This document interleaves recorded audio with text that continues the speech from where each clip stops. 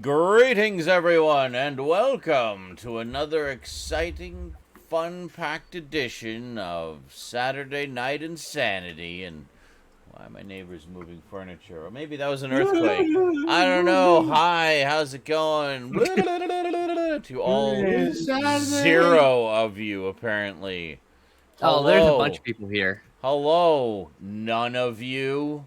Look at that That's viewership. That's amazing. Why is the chat not showing up? Hold That's up, fuckers. probably Twitch. That's a good question. Oh, because it was on a different screen. It doesn't show until Ah, there you go. maybe. Yeah, we're sitting at about 12 Yeah, right I see it now. I see There it we now. go. Okay. It deactivates when it's off the screen. I think there's a way to have it not do that, but I can't be bothered to figure it out.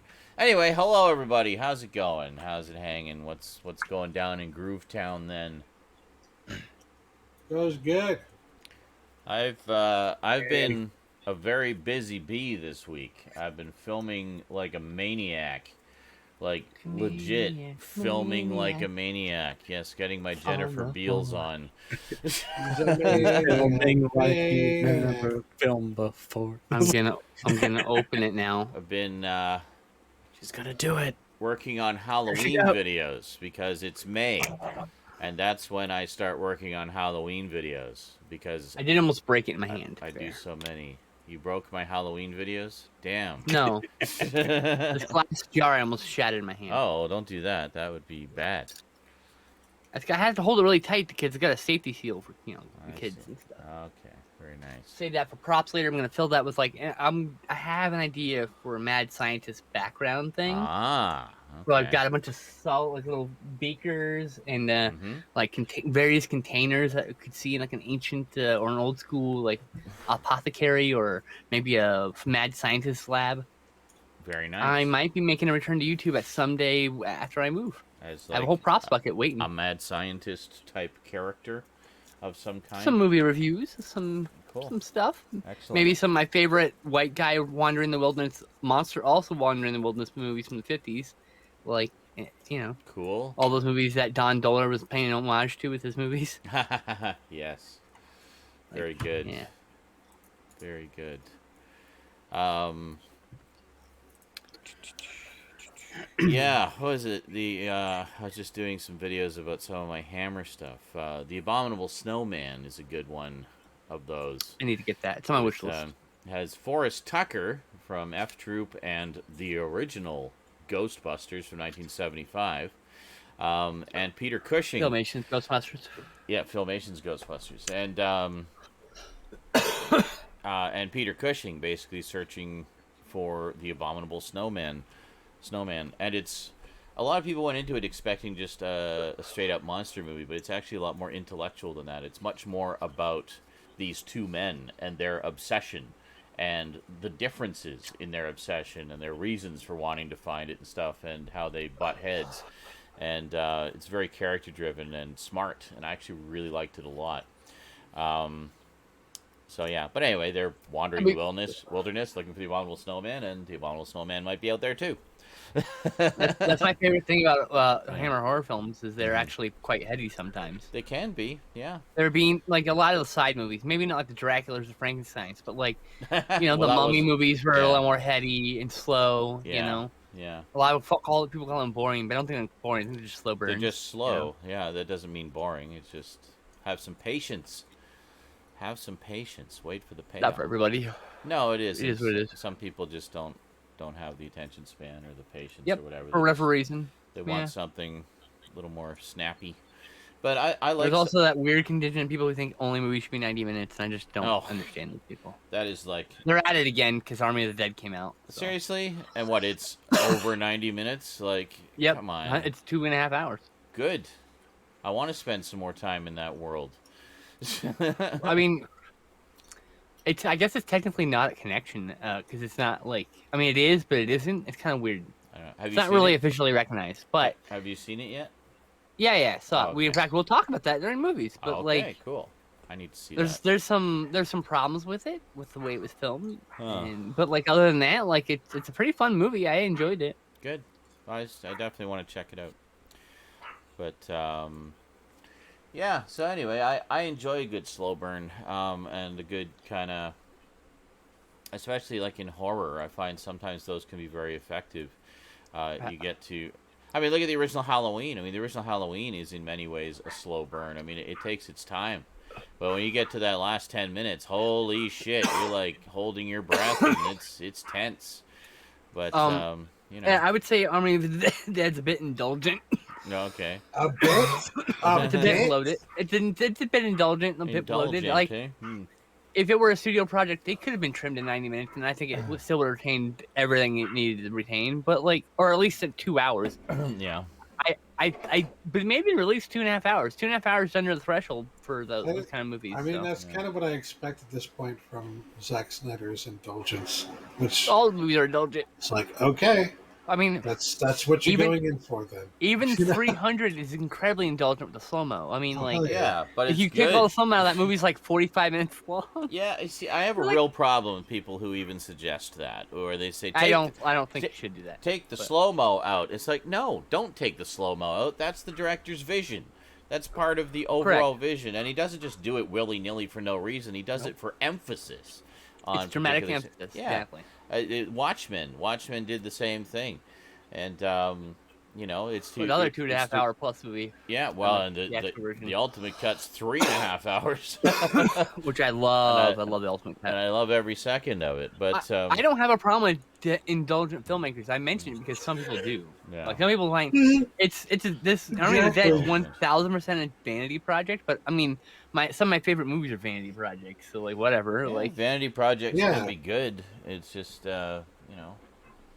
Let the director take you into his or her mind. It helps that Zack Snyder is versed in cinema and is a good director.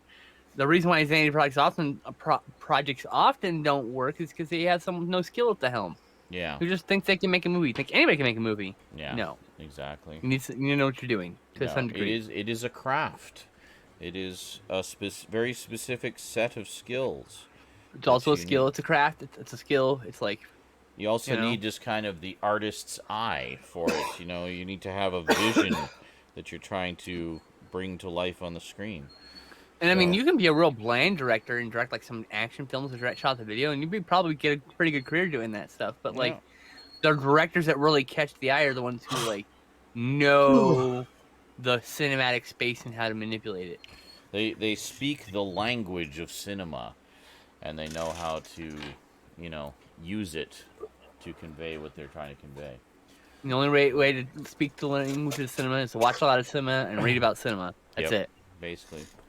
You don't have to go to school. And make movies. Like, even if it's just shorts, just to practice your craft and hone your skills and see what you're comfortable doing and working with. And one of my favorite baseball managers said, though, it's not perfect. Practice that makes perfect. It's perfect practice that makes perfect. Yeah. As Tommy Lasorda. He wasn't exactly the sharpest tool in the shed, but he's good at baseball. Tommy Lasorda, everybody's favorite asshole. Yeah, he was an asshole, sure, but he's a great manager. Shit. You know. Excellent. So Ghostbusters. JL watched Ghostbusters, the original, for the very first time today. Awesome. I wish I could have... wish I could see it for the first time all over again. I remember the first time I saw Ghostbusters, it was in the theater in 1984. Yes, I'm old. And he stole that shit from me from the pre-show. I was laughing so hard, and yes, I did. But I was laughing so hard at the Stay Puft Marshmallow Man scene, I could not stop laughing. It was just the funniest thing I'd ever seen. And there was other people in the theater literally throwing popcorn at me to shut the fuck up because I wouldn't stop laughing. Yes, I want to watch that with you for the first time. See, Ghostbusters and like a whole bunch of other classic films I saw on TV first because they were reruns all the time on TV. Yeah. You know, because although Ghostbusters was a hit, its sequel wasn't. So the sequel was on TV all the time. Yeah, this is probably cheaper to license it. Way cheaper. Yep. That's how that worked. Like 90% of the movies that ended up on television in the late 80s, early 90s was all because it was very cheap to license. Yeah. I would argue all the way to the 2000s before they started doing like Spike started doing marathons. Spike started doing marathons of blockbusters and really actually changed the landscape. Now, before sci-fi would do marathons, but they were all direct-to-video movies, right? Yeah. And Spike took that and they're like, we're going to spend a lot of money, get a bunch of big-budget movies, and just put them all up. And now everybody does that. Yeah. It's a little bit mixed. You get some of the cult classic stuff and some of the big budget. And the smaller channels have like the more third-rate stuff. The first time I saw all of the Planet of the Apes movies was in a week-long marathon. They just showed one every night, Monday through Friday. And it was great. I loved it. I was like, wow, I can finally see all of them. And actually, speaking of things that are cheap to license and whatnot, sometimes that can work to the benefit of the film. Like, what was it? It's a Wonderful Life. There was some kind of cock-up with the copyright on it, so it was, like, really cheap to license, which is why... It was in the public domain for a while. Yeah. Until they copyrighted the soundtrack. Which is why it was on TV all the time and kind of became a Christmas classic. It wasn't... I mean, it also happens to be a great film, but it wouldn't have got the exposure it had and probably wouldn't have the status it has now as a great, Christmas classic film if it hadn't been repeated incessantly in back in the 80s. I've actually never seen it. Oh, it's good stuff. We talked before we went live about classics never been seen. Like everyone had some. That's one of the ones I've never seen. It's really good. Another Christmas movie like that is A Christmas Story, which was critically panned when it came out in theaters, and nobody friggin' liked it. I love it. It was not at all popular. I love it. Every Christmas. Now every Christmas, 24 hours now. Until we have TBS 24-hour marathons. Yeah. In the late 90s, early 2000s. Yeah. But, I was going to say, the thing that I like about... Well, there's a few things I like about... Mainly what I like about It's a Wonderful Life is... It's not even strictly a Christmas movie. There's just, significant parts of the story take place at Christmas. But it's actually a very dark movie, and that's one of the things I like about it. It's just like, it's the Christmas movie that's really dark and dreary and depressing. But one of my favorite episodes of Friends. Sorry. Also, I was going to say Jimmy Stewart. It was the first movie he did after he came back from the war, and he wasn't so sure if he wanted to get back into acting, but Frank Capra really wanted him for this movie because he knew he'd be amazing. So he convinced him to do it, and it's one of the roles he's known for now. I mean, you watch his performance in that; it is full of so many layers and so much subtlety. It really shows just what a versatile actor he was in that. Like his character goes through so many different changes over the course of that movie. I lost my thought while waiting for you to finish talking about all that. Sorry, I wasn't finished when you started your thought. She wasn't blaming you. I know. She just said she hates ADHD. I've also forgotten what you started to say. So. Anybody remember what I started to say? Justin? Chat? Anybody remember what I started saying? What did Skinslip start to say before I said, hey, I wasn't done yet and finished my thing? I realized, and then, like 7 words in, I realized he started talking. I was like, oop. Yeah. I know. It happens. Welcome to SNI. Welcome to my broken-ass brain. Yeah. I have, for new viewers, I have a traumatic brain injury and severe ADHD, which causes memory issues. So, it's really hard for me to hold numbers in my brain or hold a thought like that because everything's really fleeting. Hold on, we can go to the PVR and find out. Well, that's right. Thanks. We have the technology. We have the technology. Let me just go in here. Power of the PVR.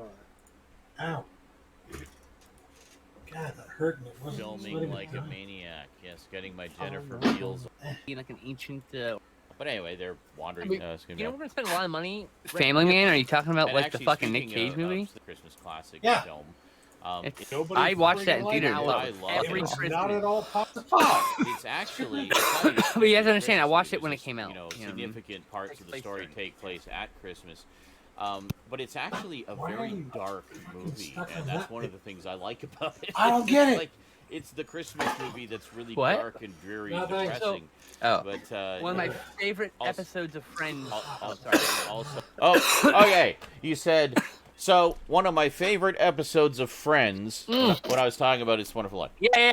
So Phoebe talks about Old Yeller, and it's like a happy movie. And I'm like, what are you talking about? Oh, yeah. I know. Oh. So they show her Old Yeller, and then she starts seeing, like, she starts to watch It's a Wonderful Life and turns it off because it's too dark. I don't want to see another sad movie. And she refuses to watch the end of it because she thinks it's got a sad down ending. Yeah.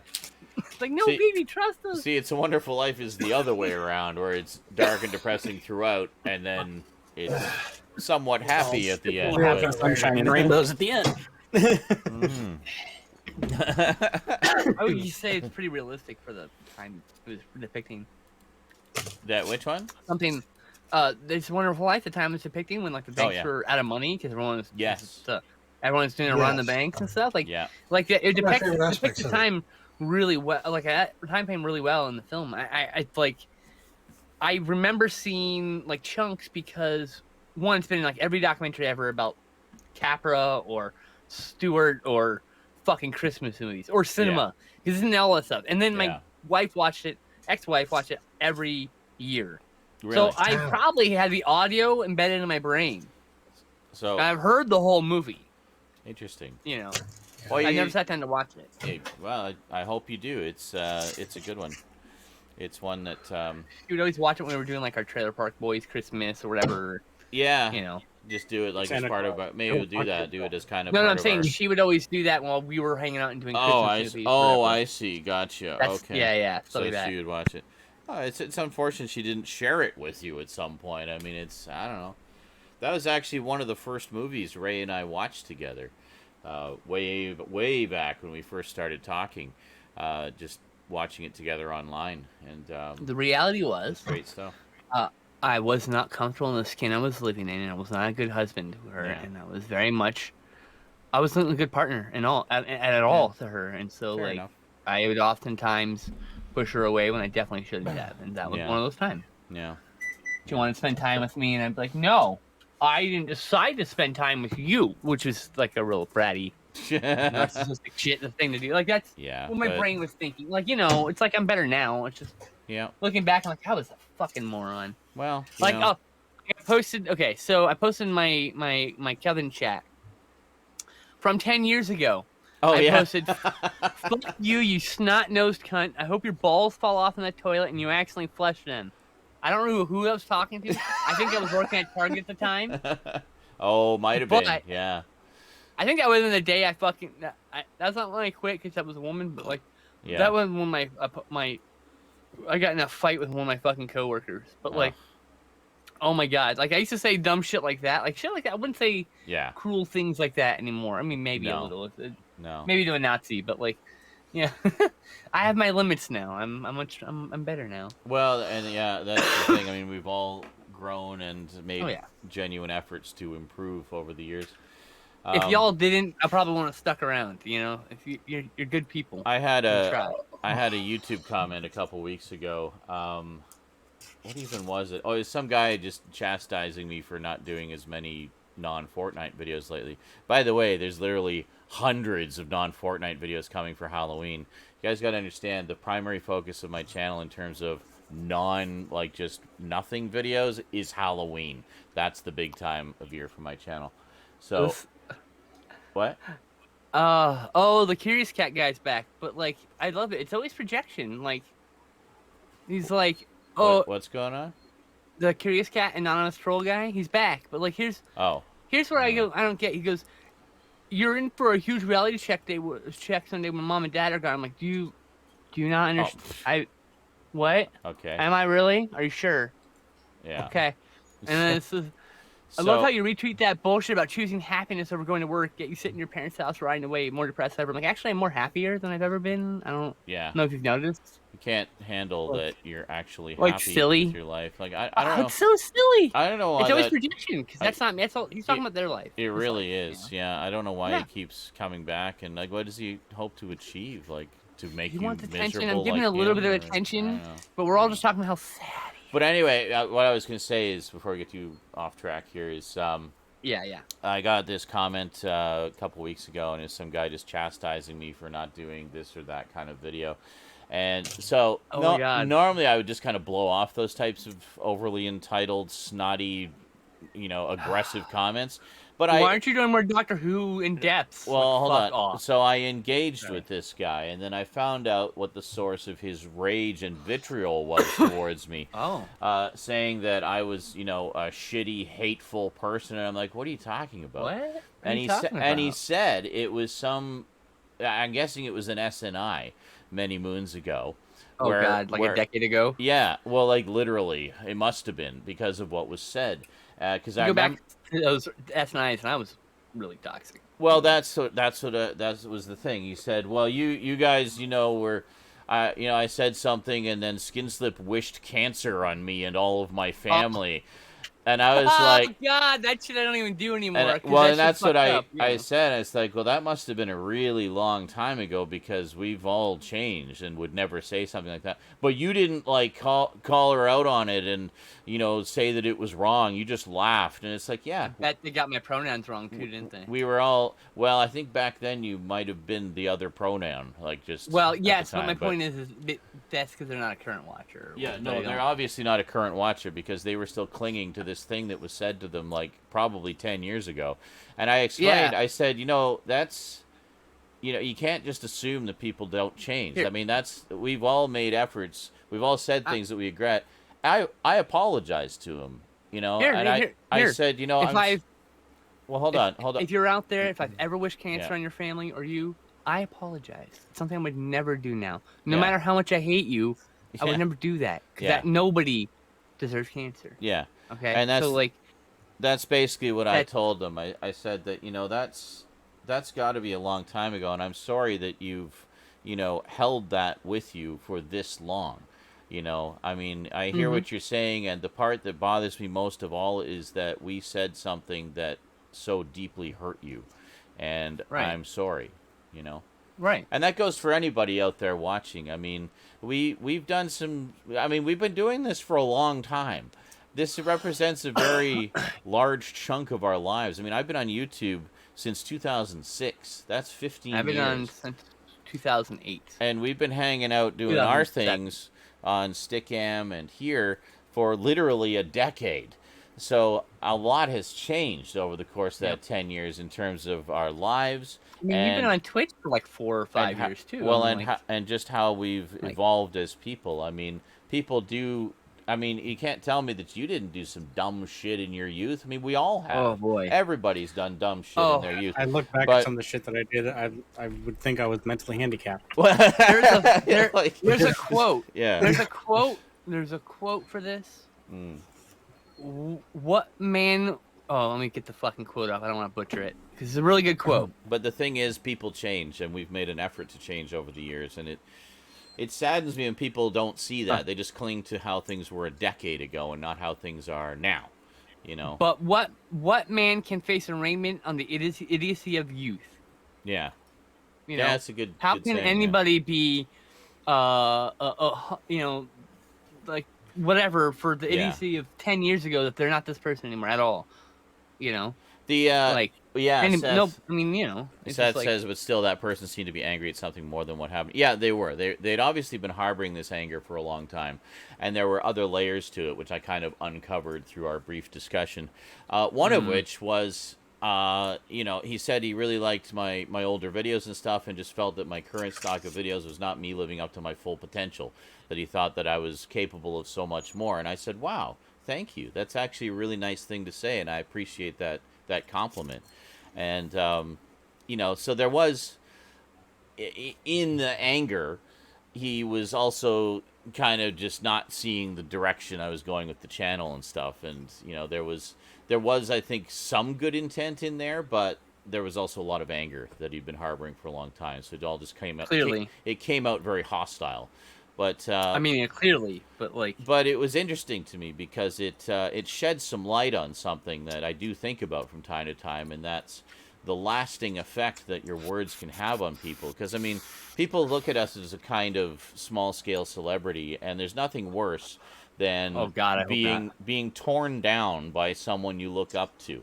That can really have a lasting impact. Damaging. Yeah, be damaged. and And that's why I'm like, I don't do that shit anymore. Not like that. Well, the same thing, and that's why I've always, I do. There are things I've said and done in the past that I do feel bad about, and I would love to make amends for, but I push those people away because of my actions, and you just gotta kind of live with the consequences of your actions. But that said, yeah, be cognizant of what you say and do, because it can have a deeper, more lasting impact than you may realize. you don't know what people are going through. Yeah, you don't know You what. know? Yeah, a phrase that I've really latched onto in recent years is you don't know what battles someone is going through. You know what battles they're fighting. You don't know what's up here. You don't know what they're stuck with. You never when know. The camera's off. You only see 10% of our life. Yeah. Because when they're in front of the camera, we don't act natural. We act how we act. Yeah. No one acts natural in front of a camera. So no, you never actually see the real us. You see us, but on. You see, it's like it's us. You always see the real me. It's us, but there is a performance percentage to how you see us on camera. I mean, it's just natural. Yeah. You're trying to, present yourself a certain way. But I post some sad things when I'm sad, but like, you have no idea. Like, I don't post happy things every time I'm happy either. Yeah. No. So you only see a small percentage. You just see something you're venting about or whatever, and it's like that's not, a lot of times that's not just what fully defines you as a person. You're just letting off some steam, but someone might take that in a different way. A lot of things, like, I sometimes overextend myself and I get exhausted and depressed from that. Yeah. And so I'm like literally not thinking clearly. And if I had just an ounce of clear thought, I wouldn't have tweet the things I tweet or whatever, Yeah, that's true. And thank you very much, Crimson Cross. That means so much, dude. It says, hanging out here and on Discord made me a better person. Like, wow. Wow. That's, Wait, who said that? Crimson Cross. Oh, wow. Well, I'm glad that could help. And says, I've had to tell my dad many times, words do hurt. Yeah, they can. They absolutely can. Yeah. We like to pretend they don't, but they do. If they don't hurt you, you lack some empathy. You need to... So it's correct. It's another issue that we have to correct. It's a whole other issue. Manic says, what you see on screen is all there is to see with Stoud. All this talk of a lower body is a lie. Yeah. He's effectively a head in a jar. He's kind of like Max Headroom. He's just head and shoulders, and that's it. He's an animatronic head and shoulders. Yep. So convincing. So realistic. Confirm. When he gets up and goes that way, it's the real Stoud from many moons ago. That's right. Before his brain was put into the robot body. Yeah, they just have a video. Every time you see him stand up and walk towards the door and walk away, yep. Photoshop. Yep. No. There's a cutscene that recorded. That's why it looks the same. Pre-recorded cutscene. Yes. Pre-recorded cutscene of Stoud walking around to preserve the illusion. But yeah, anyway. There's that stupid saying, though. There's a stupid saying, sticks and stones may break my bones, but words will never hurt me. And I think to myself, sticks and stones may break my bones, but words can destroy you. Yeah. And it's words that, and it's not just like, and when we mean that words can hurt, we don't mean like some dude in the street says, yo, fuck you, asshole. I'm like, whatever. But if John says, fuck you, asshole, and go, oh, shit, what did I do? Yeah. Because his words hurt me. Because he actually has emotional strength in my life, right? Like, so, and you can be as sensitive as that guy across the street can hurt your feelings. I understand. That's, for sure. That's your level. No one's oversensitive. They're just as sensitive as they are. That's a good way of putting it. Yeah, they're just as sensitive as they are. Everyone's different. So, Michael says, I haven't changed much, I'm afraid, but I feel you and I found our balanced middle ground are much more civil than we used to be toward each other. I'm still grumpy as hell. I beg to differ, actually, Michael. I think you've changed a lot over the past few years. You're a lot, I remember before you would get really agitated and set. Well, not just that's shit takes, but also just you would get upset a lot more easily than you do now. And you would go off on these big rants about, how we were being assholes to you or something. You've changed a lot, dude, and yeah, you're a lot more positive now. Big time for the better. No joke. Yeah, you're a lot more positive. You take things in stride more than you used to, and stuff. I think you've really you've We as people have learned what not to make fun of. Also, to be fair. well, you yeah, know. and well, Like, and that, okay, he says about that. that's Fine. part of like finding that middle ground that you're talking about. But I mean, it's true. If you go back to our earlier streams, which I know you've been watching some of them, and see not just how I act towards you, but also how you act in those, I think you'll see a big difference between then and now. So Yeah. So by you the have, way, in fact, grown as a person. You're also really young. You're young Yeah. compared to us. yeah, Okay. And I'm not trying to be. I'm just saying, in matter of fact. And so you have Yeah. a lot more years to go through. So Yeah. just imagine you're gonna become.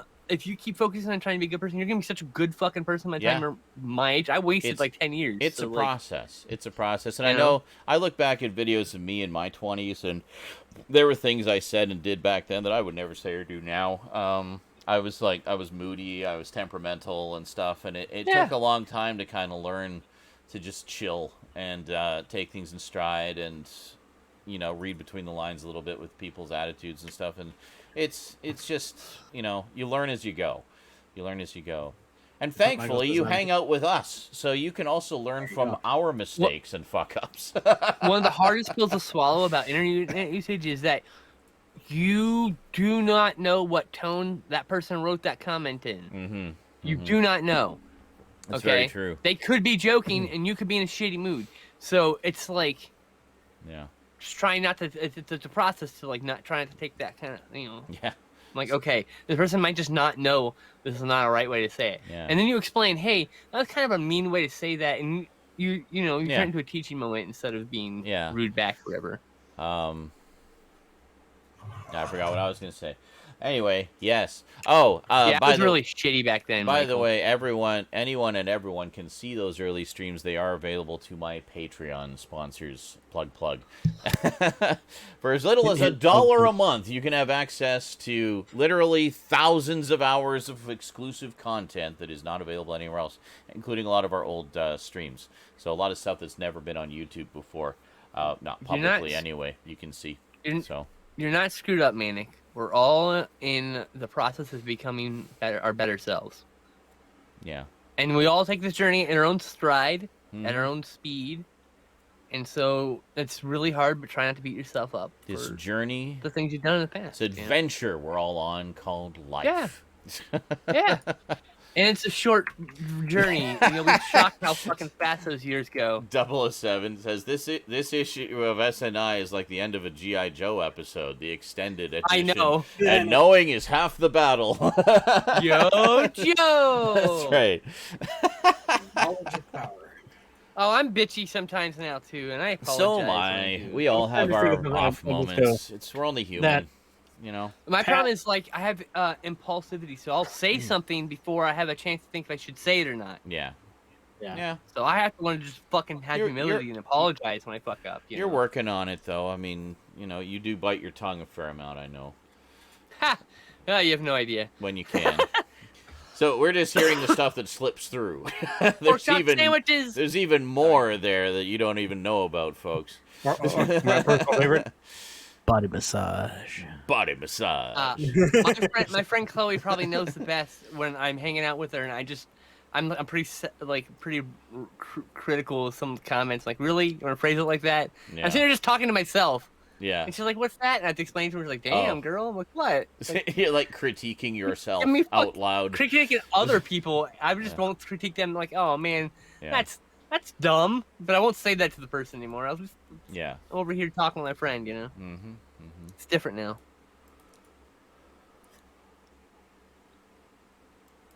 Yes. Yep.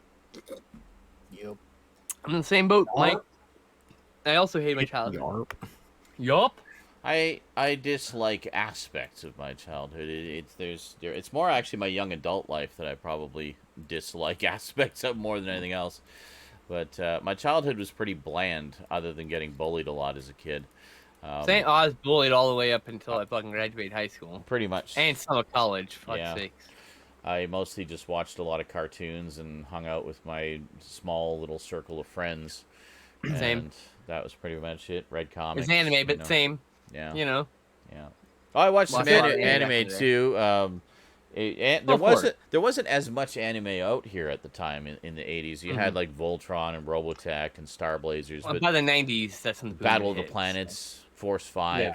But that was really My it. friend was- There wasn't really much beyond that. Like, it wasn't until the 90s where we started to get more out There's a here. boom in Yeah. like 89, 90 when Yeah. things just like I think Akira like really broke out and It like did. It everything really, else and just yeah. Yeah, everything it exploded after was a that. game And changer. so, as, like, as I call it, it wasn't until the 90s until companies like Funimation started tricking a lot of the American publishing into thinking that these Japanese cartoons are actually American cartoons. Oh, yeah. yeah, And airing them anyway. So it's just like, Yeah. or airing them with and agreeing with slight modifications, right. more Americanized or more for the Western audience. But like in the 90s, my friend was getting import tapes of Saber Marionette, the both series, and then also the all the Sorcerer Hunter series. Okay. Like those had like there's like a bunch of different series, and like they had no release here at all. So Yeah. she would get fan sub So, like, fan VHSs. subs. Yeah, that's going old school. And we'd watch those. You know, Revolutionary Girl Utena, which actually like okay, yeah. changed my fucking life Yeah. in really significant ways. And I really need to get that those Blu-rays. Fun fact, did you know a lot of those early VHS fan subs were actually subtitled using Amiga computers? That's pretty fucking cool. Yeah, because the Amiga was one of the only computers out at the time that could handle just a regular video signal. All the other computers were like VGA and stuff like that. But Amiga, you could have this fairly cheap device called a Genlock, which would let you plug in the video, and then overlay graphics on it, and then output That's it so to fucking another cool. tape. So that's how a lot of those early fan subs were done, was through Amigas with Genlock cards, and they'd literally just manually time the subtitles and do it as like a video file or like an animation file, and that would have been so arduous. Oh God, Holy yeah. fuck. Well, also you'd lose at least a generation or two of quality in the process, unless you were going through a time. No matter how high your no matter how high your master is, the Genlock could take the video signal without time-based correction. You could just take it like right off of video, like a VCR. Right. So it wasn't one of those big high-end things, but it was cheap, so it made it easy to do those things. But but now, of course, you can do it all digitally and like have it all in a script file with everything automatically timed, and it's like so much easier. Anybody and their dog can do subtitles you just now. like just a fucking coding language for basically timing the subtitles. Yeah, it's and you just watch the movie and do your subtitle timing. It's basically a text file with like specific coding in it, and you can just open it up in fucking in text. You can open it up in a text editor and change all the subtitles to like ludicrous things if you want. It just comes with plain text. You know, it's just plain text in a specific format. It's like That's exactly. Let me try again.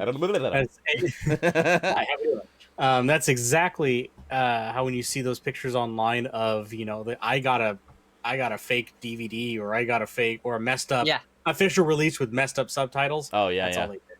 That's how that happened. They went and reburned it with a fucked up text file and made it look like Google translated every fucking line basically. They went through and they put it through a fine mesh sieve and then relate it back onto the tape. Who needs these fucking nouns? Fuck them. Yeah. You can figure out what they're talking about. A little light. Man. And I had that sad because I was thinking for a long time that there's these like wild random DVDs out there or VHS tapes that had these really weird messed up subtitles, and no, they were mostly fakes.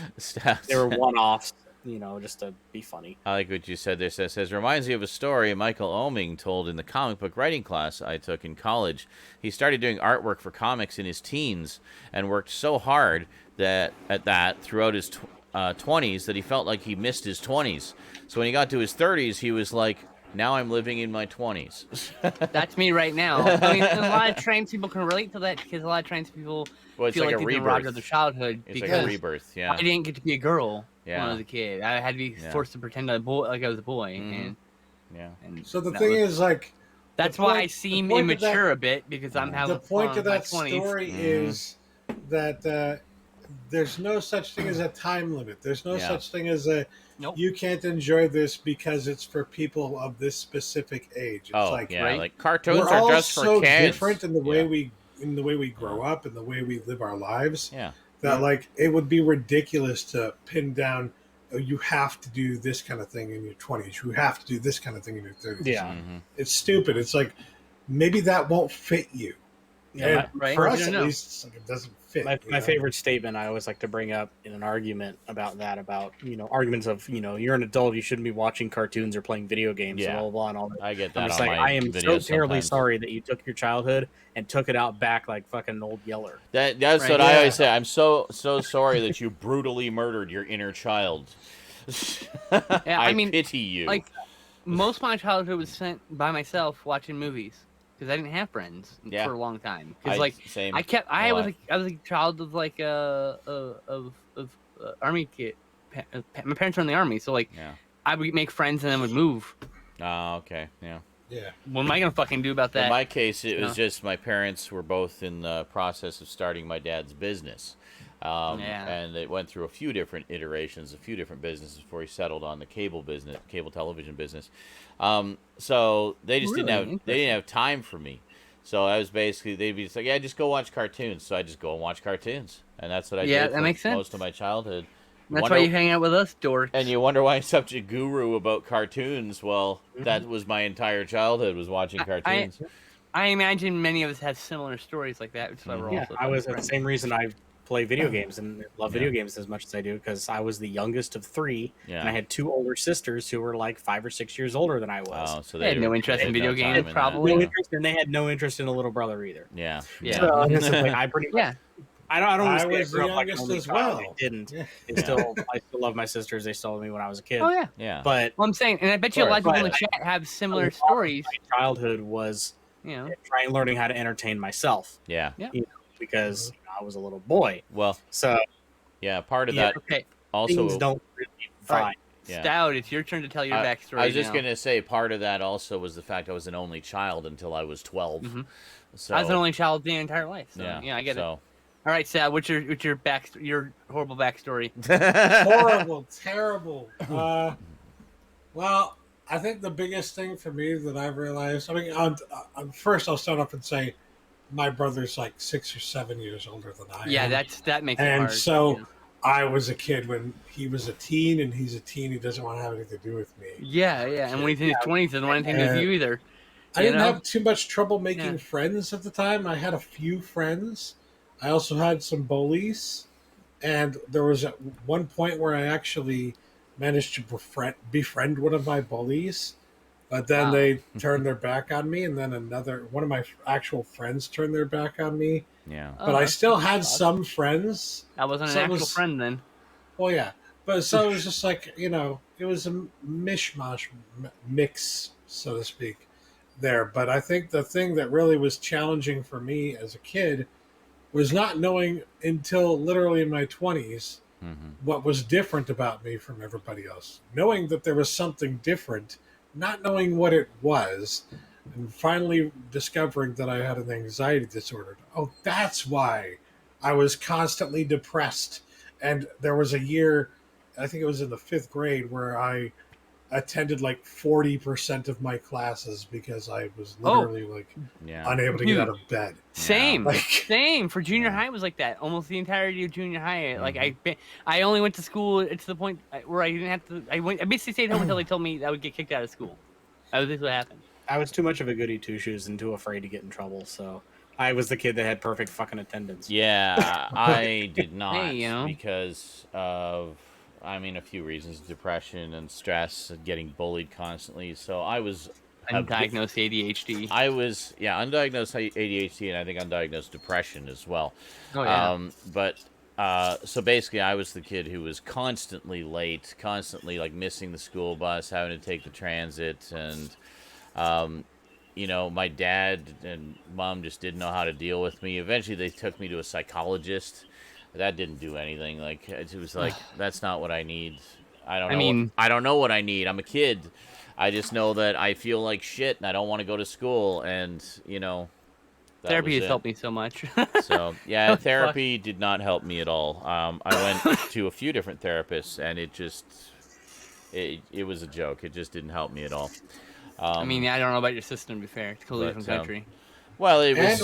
it was also a different time, though. That's true. Yeah. A lot of the stuff that we know today is stuff that we didn't learn until. Well, I think the it was. It was. 90s, Yeah, it was a different Or time, and I 2000s think even. it was also they just didn't know what the problem was, so they sent me to like what they called an educational consultant, which was to help me Oh, boy. study better and stuff. And it's like, that's not what I need. This Yeah, isn't. no. It's not that I can't do the work. It's that my emotional well-being, my mental well-being is not stable. So Right. So in the There's end, an imbalance somewhere. I just kind of suffered through it all. Never actually graduated. I got like, I don't know, maybe half a year away from graduation, and just Damn. kind of dropped out. And I then, suffered through it too. And then I did I a got- year of university later, which again I just couldn't focus on, and I learned more from just hanging out with people in residence and shooting the shit and talking about life than I did from the classes, you know. But that was that. So that was basically Like Most for part. me, like I basically did the basic barest minimum to graduate. In fact, yeah. I turned in my paper to get a D- average and get my diploma 4 hours before graduation. Yeah. Like I literally drug my ADHD anxiety riddled ass across the finish line, Yeah. but so barely. Yeah. And you know what? It wasn't worth it. I should have just dropped out. Yeah. Yeah. I should have dropped out that last year. Get your GED later if you wanted, or Yeah, That's exactly. what I would've, did. right? yeah, I would have got my GED. It wouldn't have been a problem. yeah. I dropped well, then out in 8th grade because I knew in my soul that what was happening to me was wrong. Mm-hmm. Because, like, the first experience I had with, just like you Parents being won't let me. late to school all the time, and because for a variety of reasons, and, Yeah. and not showing up sometimes because of depression. Yeah.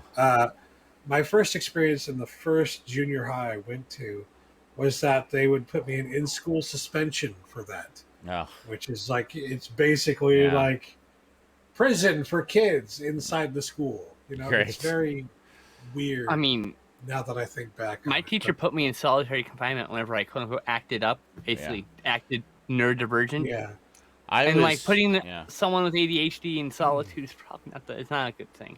So the Like- second experience I had was when I realized, like, I'm just going to be in school suspension for the rest of my Yeah. middle school life if I don't get out of this school. So I asked the principal and the vice principal to let me go to another school, and they straight up said, "You're worth more to us monetarily than we're willing to give up." Oh my Private god. school, yo. That's Yeah. what it was. Like, Yeah. this is public school. Yeah.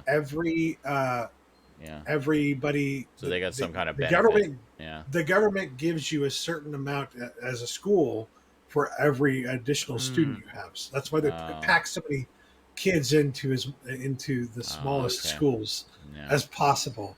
Yep. So the class sizes keep getting higher. Yeah, that's Because why the more kids you have, the more money you make as a by the school. time we got into middle Uh, school and high school, we were looking at like 30, 35 kids per class. Capitalism.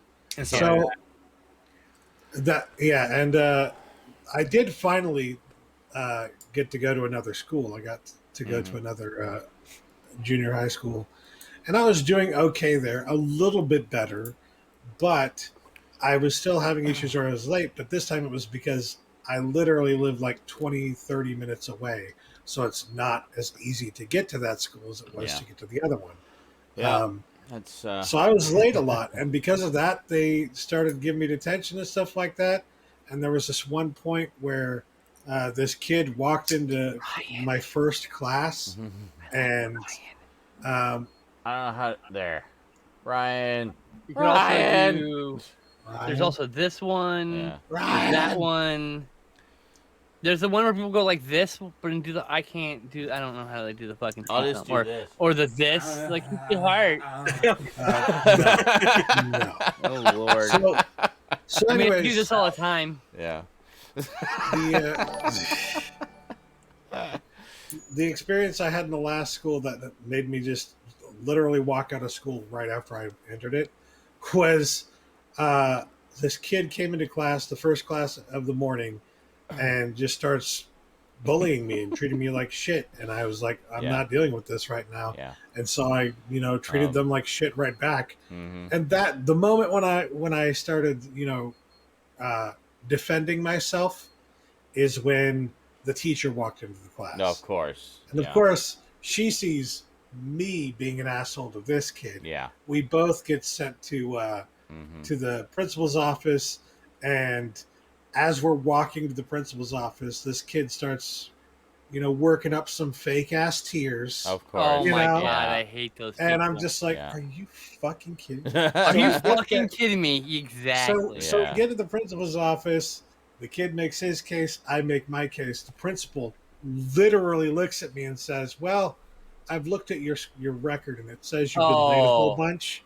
So, based on the poor attendance record and everything like that, I'm gonna side with this kid. I'm gonna assume that They always do this is that. what's going on." That happened to me And I was twice. just like, "Really? Yeah. That's totally unfair." Oh, and he is suspended Ableist me for too, that. by the I was way. just like, okay, So you got cool. suspended I'm for leaving being. and I'm never coming back. Yeah. That's what Ableist. happened. That's no ableist. doubt. Just put it that way. But the end of the it's story ridiculous. is I got my GED, Yep. went to college, got my bachelor's.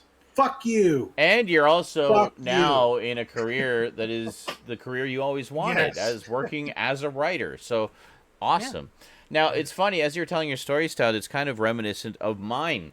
Because when I was, this wasn't junior high, though, this was high school, but that's really the only major difference. But so I went to one particular high school, and, aforementioned perceived behavioral problems and attention problems. So I was put in the special class for kids with behavioral problems. And I was put in another special class for kids that needed special attention for study skills. Of course, this gets out, and the bullying becomes even more relentless. The one class I was in for the special behavioral cases, these were like kids from low-income families and such who like legit had no lucky breaks and had a really rough life. So they see me come in, fucking middle-class nerd from a well-off Yes. family, instant target on my back. So Yep. I got bullied relentlessly for the first watched couple that. years. Or no, I guess it was 1 year. 1 year I was at this high school, and I got bullied so relentlessly that my parents pulled me out of that school and put me in another school, which was, funny enough, a much farther distance away to get to, and I started to be late even more. So I'm hearing a lot of my story in your story sound.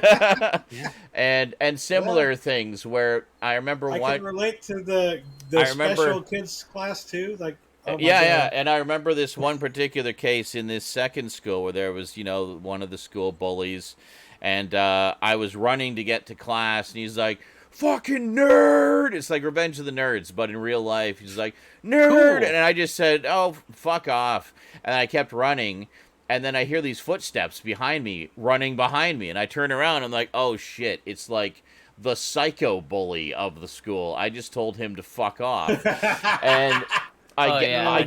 I get to the door of my classroom. He catches up to me and starts slamming me into the door over and Jesus over Christ. again. So the teacher opens the door, and the guy is taken off already.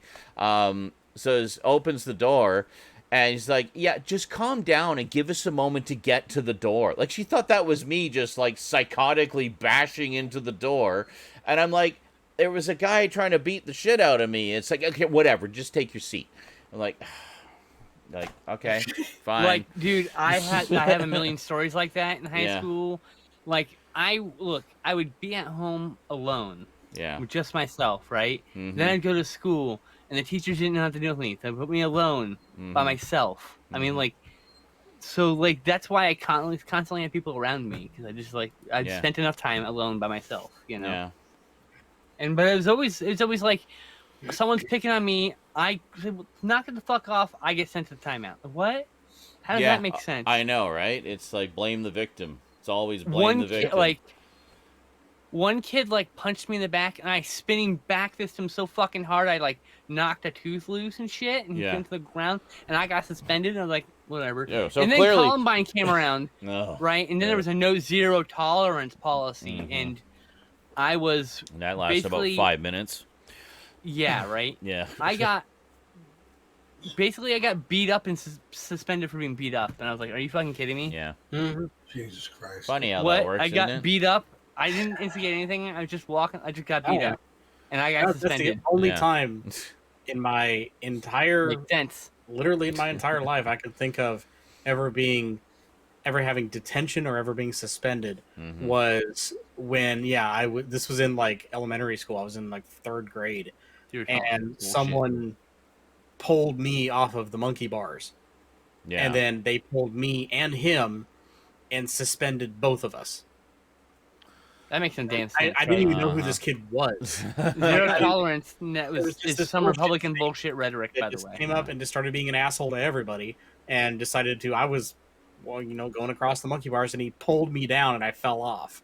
And then they pulled us all into the principal's office, and I guess the principal was lazy, an idiot. I don't know, something like that, but just decided to just suspend all of us because he didn't want to fucking deal with it. It's just like whatever. It's yeah.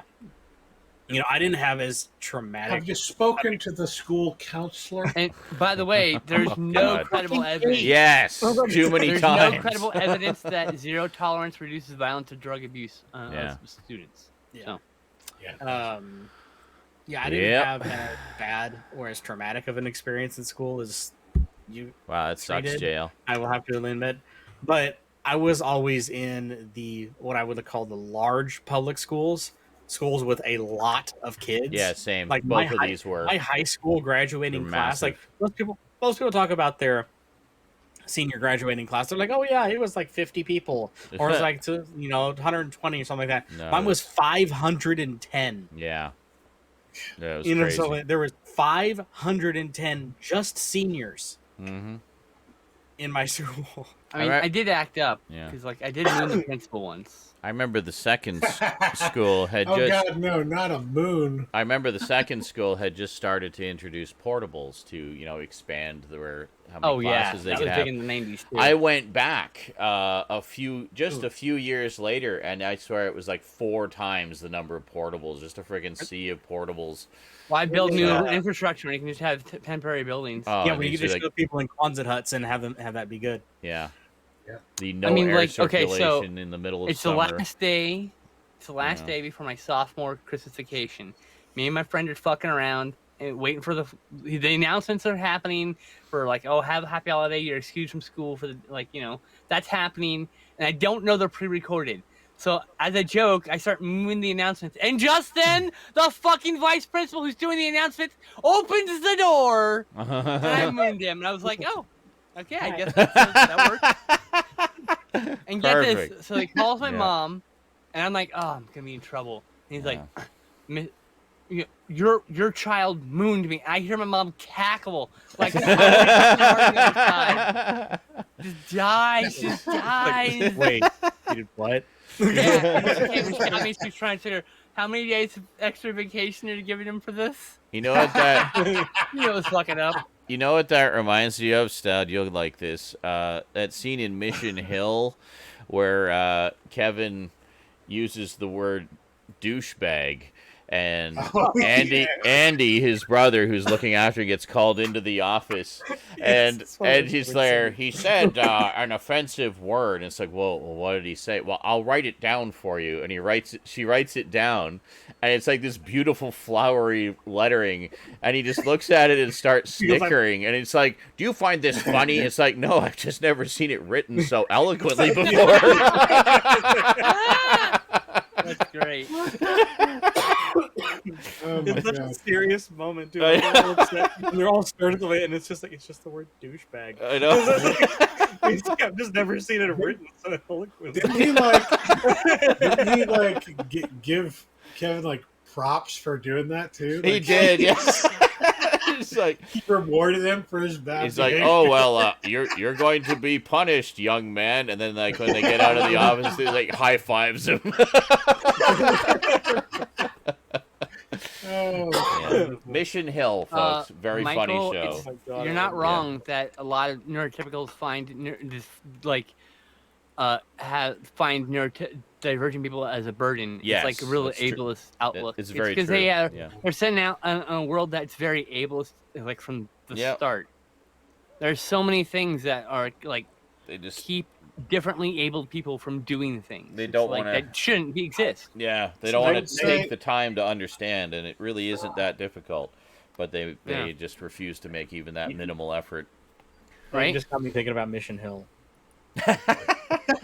I really want to watch it again. I haven't seen it in a while. One line I have, and I've always had it in my head, it's just when he gets drunk for the first time, he keeps calling himself the Grubermeister. But he's saying, Googer Geiger. He is saying he is the Grubermeister. Do you have a problem?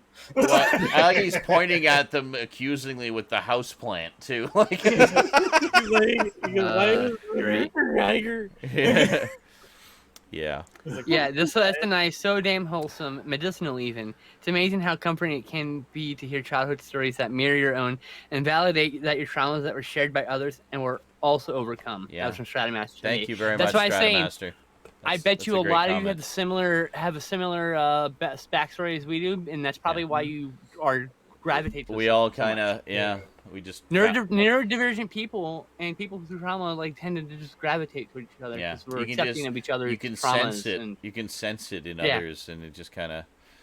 Is that a shirt for the Descent, by the way? What? Is that the shirt for the Descent? No, that's something entirely different. I know exactly what that is. What shirt? What is that? Star Wars. Oh, is that a Star Wars shirt? It's Darth Vader. It looks so similar to like the Descent poster. It's Darth Vader.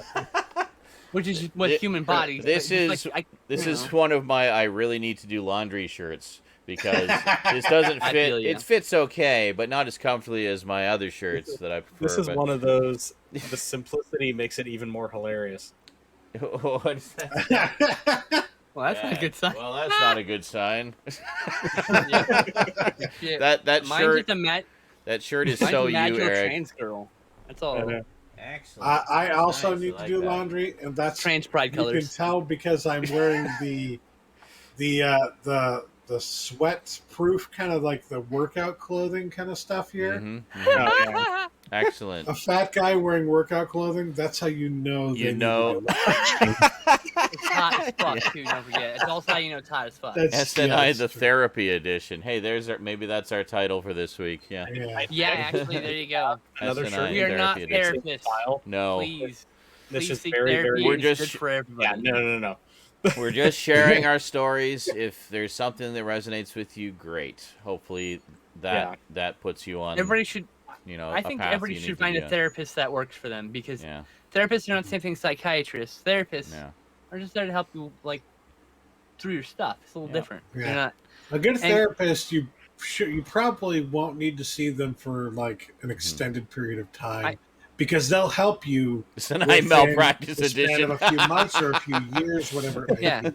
Well, I mean, my therapist, I couldn't start transitioning without. I wasn't allowed to start my transition drugs without having an approval from a therapist. So, I get there, I get my therapist, and within 5 minutes, she's like, "Yeah, here's your approval." I'm like, cool. I like this therapist. She's good. Like I understand that step. They want to make sure that that decision is a sound decision, not a crazy rational thought or decision.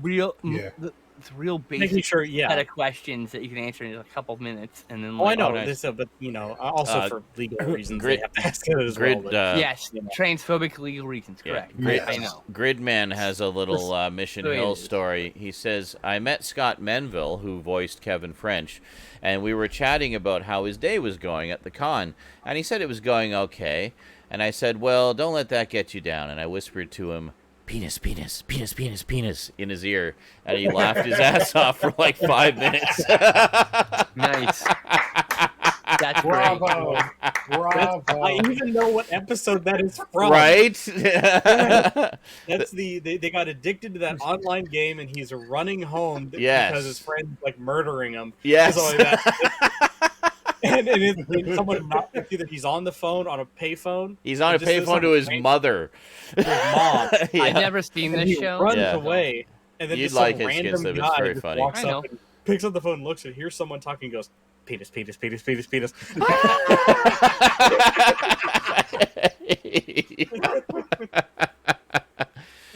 But don't let I that wish get you you could- down. Penis, penis, penis, penis, penis. I wish I could. Honestly, I know now that, yeah. actually, yeah, I will admit it here when we hear that is why I say penis at the end of SNI. Is that really where it comes from? I just thought it was something random, but No. excellent. Now we know I think it started off truly random, the but origin of penis. the origin of penis was it started from Mission Hill, really. Yeah. Well, there's actually the penis guy appears in a couple of episodes. There's one where he just whispers it straight into Kevin's ear, and there's the other one where he says it to his friend's the one I remember mom mostly over the is phone. the one is Yeah. the mom over the phone. Yeah. I forget which one is earlier, but Because it also reminds me of the Papa Booey, Howard Church Booey. it That was a hugely good one. Wow. was. That doesn't net me a girlfriend. Nothing will. Well, it was so hot. I mean, I'm attracted to a girl who doesn't have a problem burping. Jesus. I need a smoke after all of that emotional catharsis. I'll be back.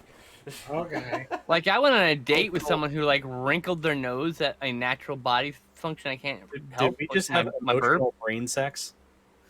No, Okay, but we did just have a psychic cuddle puddle. there Yes. you go. There's no sex involved, but there was I definitely was gonna cuddling. say, like, the It's sad not part of it all sexual is in that nature. the stories that we're telling are probably going to continue for quite some time in the education field. And I can't, just at the pace things are moving, I can't foresee a situation where neurotypical people are, placed into situations that would benefit them the most at the earliest possible age for at least like 100 fucking years. It's going to be a long time before people in our situation actually feel comfortable going to school in this country or any other. The reality And it's because we still don't know a lot about the I think the mental reality illnesses is and neurotypical kids and neurodivergent kids should probably have different classes with different Yes, styles absolutely. of teaching 'Cause and here's the different thing. number and small Go ahead. neurodivergent kids need much smaller class sizes, 10 or less kids. I'm not kidding. frequent breaks. Frequent Breaks to every 15-minute breaks every 2 hours. Like I'm no or whatever. Like no joke. It's a like, style of teaching they do in Japan and in Sweden. In Sweden, It's like pod learning, where it's like It's- then that teacher will teach them for a big chunk of their life. It's not like they just teach one class either. So they Yeah. teach you first grade and then teach you second grade. So you get like a rapport with your teacher, right? That's what happened with me when I did. When I dropped out of school. My mom got me a tutor, but the tutor was just kind of like my teacher and gave me all these. Right. And that's the way she approached learning, though. It was like the pod mentality or whatever. Like we'd do schoolwork for an hour and then we'd take a break and play With whatever your rummy favorite thing or is. whatever. Just something that still keeps the mind active, but it's like a game or something. It's, So, and that worked very well for me. It got me from like F's and D's to C's and B's, which is a significant respectable. hurdle to go over. That's it's you were average student. Oh my god. Yeah. You went from a failing student to an average student. It's like it's going from I can't do anything right to oh my god, I'm actually being somewhat normal. Never mind. Let me go do Right? I should have done this It's first. crazy. But He was back for like a second. The reason I do talking think- and left. the reason I do think there needs to be like separate classes I was like- is because like those They learn classes different. right now, you Ooh. get a bunch of people in there who like you've got kids who are so have so many problems that all they do is just say fuck over and over again in their classroom. It has nothing to do with anything. You know? The thing is And then you smaller- get people like you also get kids who are nothing to do with anything. are prone to violence and prone to It's nothing to do with anything. Well, Everything down to they just need each student needs to be. The reason why neurodivergent kids need to be taught separately is because we need more hands-on teaching, we need more one-on-one teaching, and we need different styles of teaching than neurotypical kids. We can't use the same things that like neurotypical kids like do. Like, for like studying for a test can be really almost impossible for a lot of us because it's like agony trying to go over this like it's Did like you know- psychic pain. I can't remember where I heard this. I think it might have been in that H Bomber guy video that I've been watching. But did you know that the multiple choice test, the one that they give to all the kids in schools in America, Yeah. was the format of those tests? You know, the ones with the punch cards and everything. Yeah. Were literally designed by like some team of eugenicists or something like Oh, that. yeah. In the 50s or something like that. Yep. Oh yeah. And I then hate they that fucking shit. took it and used it for schools in America. What? Was that the proficiency tests? Yeah. Yeah. No, yeah. Yeah. And it's Oh and my by the way, God. that shit's not like considered real science in any shape or form. It's like, And oh, we you still use that. you know that INTFP, all that shit? That shit is about as useful as fucking astrology. Yeah, look, It's a fun I'm a little Virgo, game. but guess what? It doesn't mean I'm going to do the things that Virgos quote unquote do. That's such silly nonsense. Yeah. You can enjoy your astrology, but like understand there's not like science behind it. It's not a science. Yeah. It's a spiritual thing. I'm on a couple dating sites, and Oh, those things. I see them yeah. all on almost every single profile. Is INTFP. INTFP, INFJ, INFP. And it means dog dick I'm like, nothing. Oh, like, I don't those, yeah. and this- I see those on what does it dating even profiles mean? all I the don't even time. bother to Yeah. Google it. It's So some I'm just kind like, of I know it doesn't mean jack. it's some Well- kind of personality analysis thing. So Yeah. it's supposed to Yeah. isolate what type of It's about as personality you useful are. as knowing that you're a Virgo. Yeah. Just to answer your question there, Gridman, yes, the Mission Hill DVD set was slightly altered. The show itself is unedited. There's no scenes missing or anything like that. It was just they'd replaced some music because of rights that's issues. fine. It would have been too Yeah, that's expensive what- to that's what he- license Yeah, it. the Myers-Briggs test. Thank you. That's Seth. what That- it is. Yeah. That is a load of bullshit and Yeah. means absolutely nothing. It's about as useful as knowing I'm your an astrological sign. INFP. Oh, hot. Just like I astrology, don't a lot know of those things are really generic and broad, so Yeah. it applies to a lot of people. So it's So like, what's okay, your what? sign? What? I'll tell you what. When I'm going on a date, and the person asks me what's your sign, I'm sorry. It's a huge turnoff. Okay. I don't.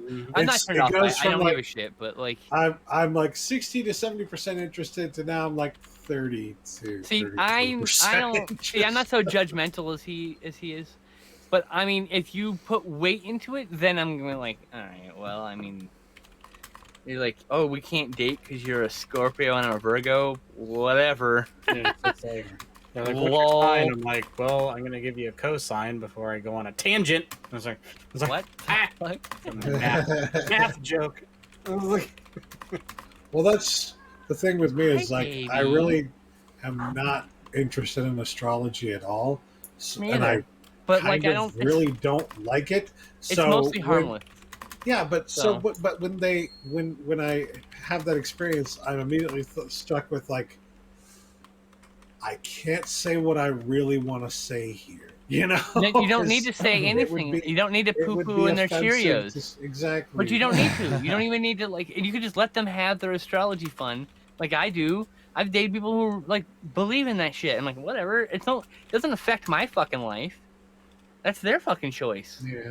You know, I don't think lesser of them because of that. I'm a Leo. Get off your high horse, Stoudman. No. It's just such a widely used thing that it's like hard to not go on a date with someone who doesn't use astrology to some degree, you know, or I'm not hasn't in the saying- past. but- I'm not saying I wouldn't go Like, on a if I date with wanna- somebody like that. I'm just saying that that's a huge turnoff when they say that. It's like I just Like, if I'm gonna do anything with the galaxy and with stars and predictions and shit, I'm not gonna do astrology. I'm gonna do astronomy. Apparently, Manic Prime You doesn't know, like the people with actual long sign. hair. Doesn't like the freaks. I like the freaks. Oh, bring the freaks. I did. Long hair, freaky people, please Speaking of- apply. High school, one of the few things I enjoyed doing were some of the classes extracurricular classes I got to take, because I was smart enough to take intro classes for all my math courses, so I had all my math credit done by my sophomore year. I was like, yeah, fuck it, I ain't taking a damn math class ever again. You know what's a huge bonus? A stoner girl. Holy shit. Or a stoner partner who's like, oh, thank you. It's like, because able to take I've dated a lot of people who are judgmental of that, and it's like, yeah. Yeah. I was able to take stuff like astronomy and meteorology, and like crime scene investigation, I did and that stuff too. Actually, yeah, same. that's where I took a words from the wild course, where we literally sat Well- outside and wrote about our feelings in a book. We got to sit on like we got to go to the morgue, and I was like, oh, this isn't for me. I'm gonna go now. Real dead people. I'm good. I was But cool with like the science part of it. When we started actually going to like the application, I'm gone. yeah, Bye. that's where I also took a history in Hollywood course, Oh, nice. and that's where I saw the movie Capote for the first time. Oh, with what's his face? Philip Seymour Hoffman. Philip Seymour Seymour Hoffman. Thank you. I've never seen And that we one. I did heard all- heard it's really good though. It's fantastic. Yeah. Well, it's Like, Philip Seymour it's- Hoffman. But like I mean, I've taken films classes for years. I mean, Mhm. obviously, I went Yeah. to film school, and then I also took film classes all throughout every other school I went to. Mm-hmm. It's just like that. It's incredible how Capote is such an incredible companion piece to In Cold Blood. Like, Oh yeah, it would be. it like for I had it on my DVR. it's so far apart to have such a spiritual connection. Hmm. You know, it literally like if Capote was made in black and white, you would have swore that it was just like watching In Cold Blood just like from another perspective. Yeah. You know, and it's just Like In Cold Blood, I have that on my DVR actually. it's and for people out there, if you've never seen In Cold Blood and Capote, I highly please do yourself a favor. You know, I bought. make sure. yeah. I will say this though: make sure you're in a really happy place. Some dark ass movies there. This Yeah. is this is some dark shit. I will tell you that. Like we had to have multiple permission slips signed before we were allowed to even watch any of these movies. You know, we only needed one for Black Hawk Down, but we needed like fucking 2 or 3 for Capote. Well, you know, they had to indoctrinate the kiddos after 9/11. Should we get on with that long ass news? Yeah, we have a lot of news to get through this week. We should probably Probably do that. do that. Do that news. What? Yeah. I don't. News, Okay, how what about is? that? You've been asking me this all over the place, Michael. What are these errands you're talking about? It says busy, huh? Have you finished those errands? Have you finished those errands? Have you finished those errands? I don't get it. What is the joke? What are you talking about? What are What you talking errands? about? Did I mention errands or something? I don't know what he's yesterday? talking about. Where did but I Michael think it's say funny this? that you're annoyed by it. He said it in the Zoom, the cast chat. He said it on Twitch earlier, and he just PM'd me on Discord. I don't know what errands you're Well, talking have you about. Finished them? Have you finished them? I don't know. Maybe. Have you finished those errands? I don't Sounds know what they familiar. are. What are you talking about? I'm so confused. Anyway, maybe by the end of the show we'll find out what it's these errands are that I need to finish. SpongeBob joke. Oh, I remember it now. okay. Yeah, it's an old SpongeBob joke. Okay. Well, I'm sorry. I must not have seen that episode or forgot about Wow. All I had to do was look at the picture, and I'm just like, yeah, okay, I remember it now. it. Okay. It's just SpongeBob. It's so annoying funny to be over- vague, Michael. Yeah. over and over and over again. Well, it's just Something about- usually when there's a joke, there's a context for something I've said or done that it relates Right. to in some way. It's not just out of the blue. like Yeah. like when that was happening when he was saying that.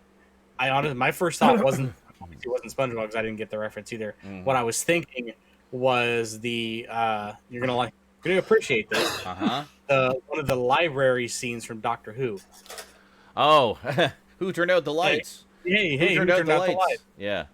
Yeah, I remember that. Yeah, I remember you know? talking about that. It was one of the few you watched, and you were like, "That was actually a Yeah. really fucking scary episode." It was one of the few times that I actually caught the new new New ones, Who. yeah, new Who. on New. on the Sci-Fi Channel Yeah. before it was CP.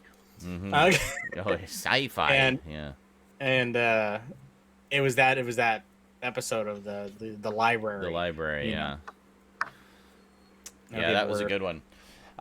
Okay, so news, courtesy of our New York news hound Raptor Rivera. So a whole bunch of new trailers dropped this week. First up, we have the official trailer for the next Edgar Wright film, Last Night in Soho. Eloise, played by Thomasin McKenzie, a young woman with a passion for fashion design and a strange sixth sense, mysteriously finds herself transported back in time to 1966 London in the body of her idol, a singer named Sandy, played by Anya Taylor-Joy. While in Sandy's body, she enters into a romantic relationship, but the city in the 1960s is not what it appears to be, and the past and present seem to fall apart with shady and horrifying consequences.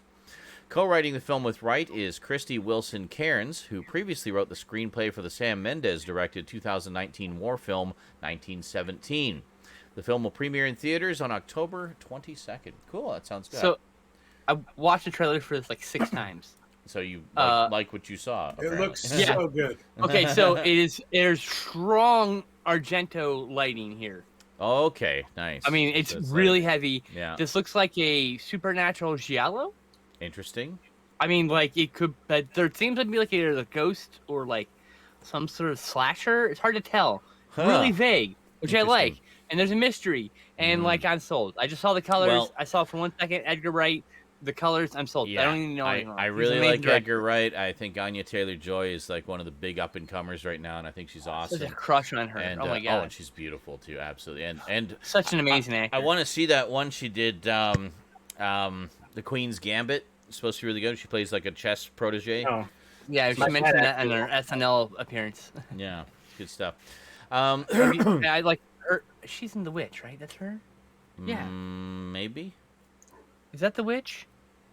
Fuck, am I crossing? I know I might be crossing. she plays Ilya Rasputin in the New Mutants movie. So, and I thought she was perfectly cast because she literally looks like the character from the comics, like spot on. Wow. But anyway, Yeah, it is The Witch. One of my favorite movies. but I it is just The can't Witch. remember Yeah, The Witch was. My was brain great. cannot remember things. That's sometimes. probably what I mainly know her from then, because that one. Oh my god, that one was a big disease. I one. hate you. Which what? Who? You spelled it the Vivitch, which is not how it's spelled. It's The Witch. That's how it's spelled on the It's thing. the bitch. Yes, because it's using an old font from decades before the W existed, when W's were presented with double V's. Yes. It's still a W. The only reason It's it's a presented with double V's is because there were limited characters in the character set. And it's not because W didn't exist. An actual percent, if you write it by hand or type, it's technically with a W, not double V's, because you're not using a limited typeset of 1800s. Sorry. It's a pet Clearly, peeve. we've reached a pet So I he hate spelled you. it correctly then. Good. Anyway. No, he did not. Anyway, You son of a nobody but bitch. you cares. Let's carry on. I know, With but fuck them all the same. fuck all of you for everything doing and it. everyone collectively as a group. All right, here we go. Vavitch. Oh, The God, I hate you. Vavitch. The Vavitch. And I that's hate how you. it's pronounced. All right. I hate you. I wasn't mocking you. I also had phlegm. I know. I know when you're trying to mock me. There's something in your throat. It's differently toned hacking. Yeah. It doesn't sound like you have something in your throat when you do it. That's No. why. That's the difference. Official teaser trailer for one of the next entries in the Marvel Cinematic Universe, The Eternals. After an unexpected tragedy following the events of Avengers Endgame, the Eternals, an immortal alien race created by the Celestials who have secretly lived on Earth for over 7,000 years, reunite to protect humanity from their evil counterparts, the Deviants. Starring the likes of Kit Harington, Angelina Jolie, Salma Hayek, and others.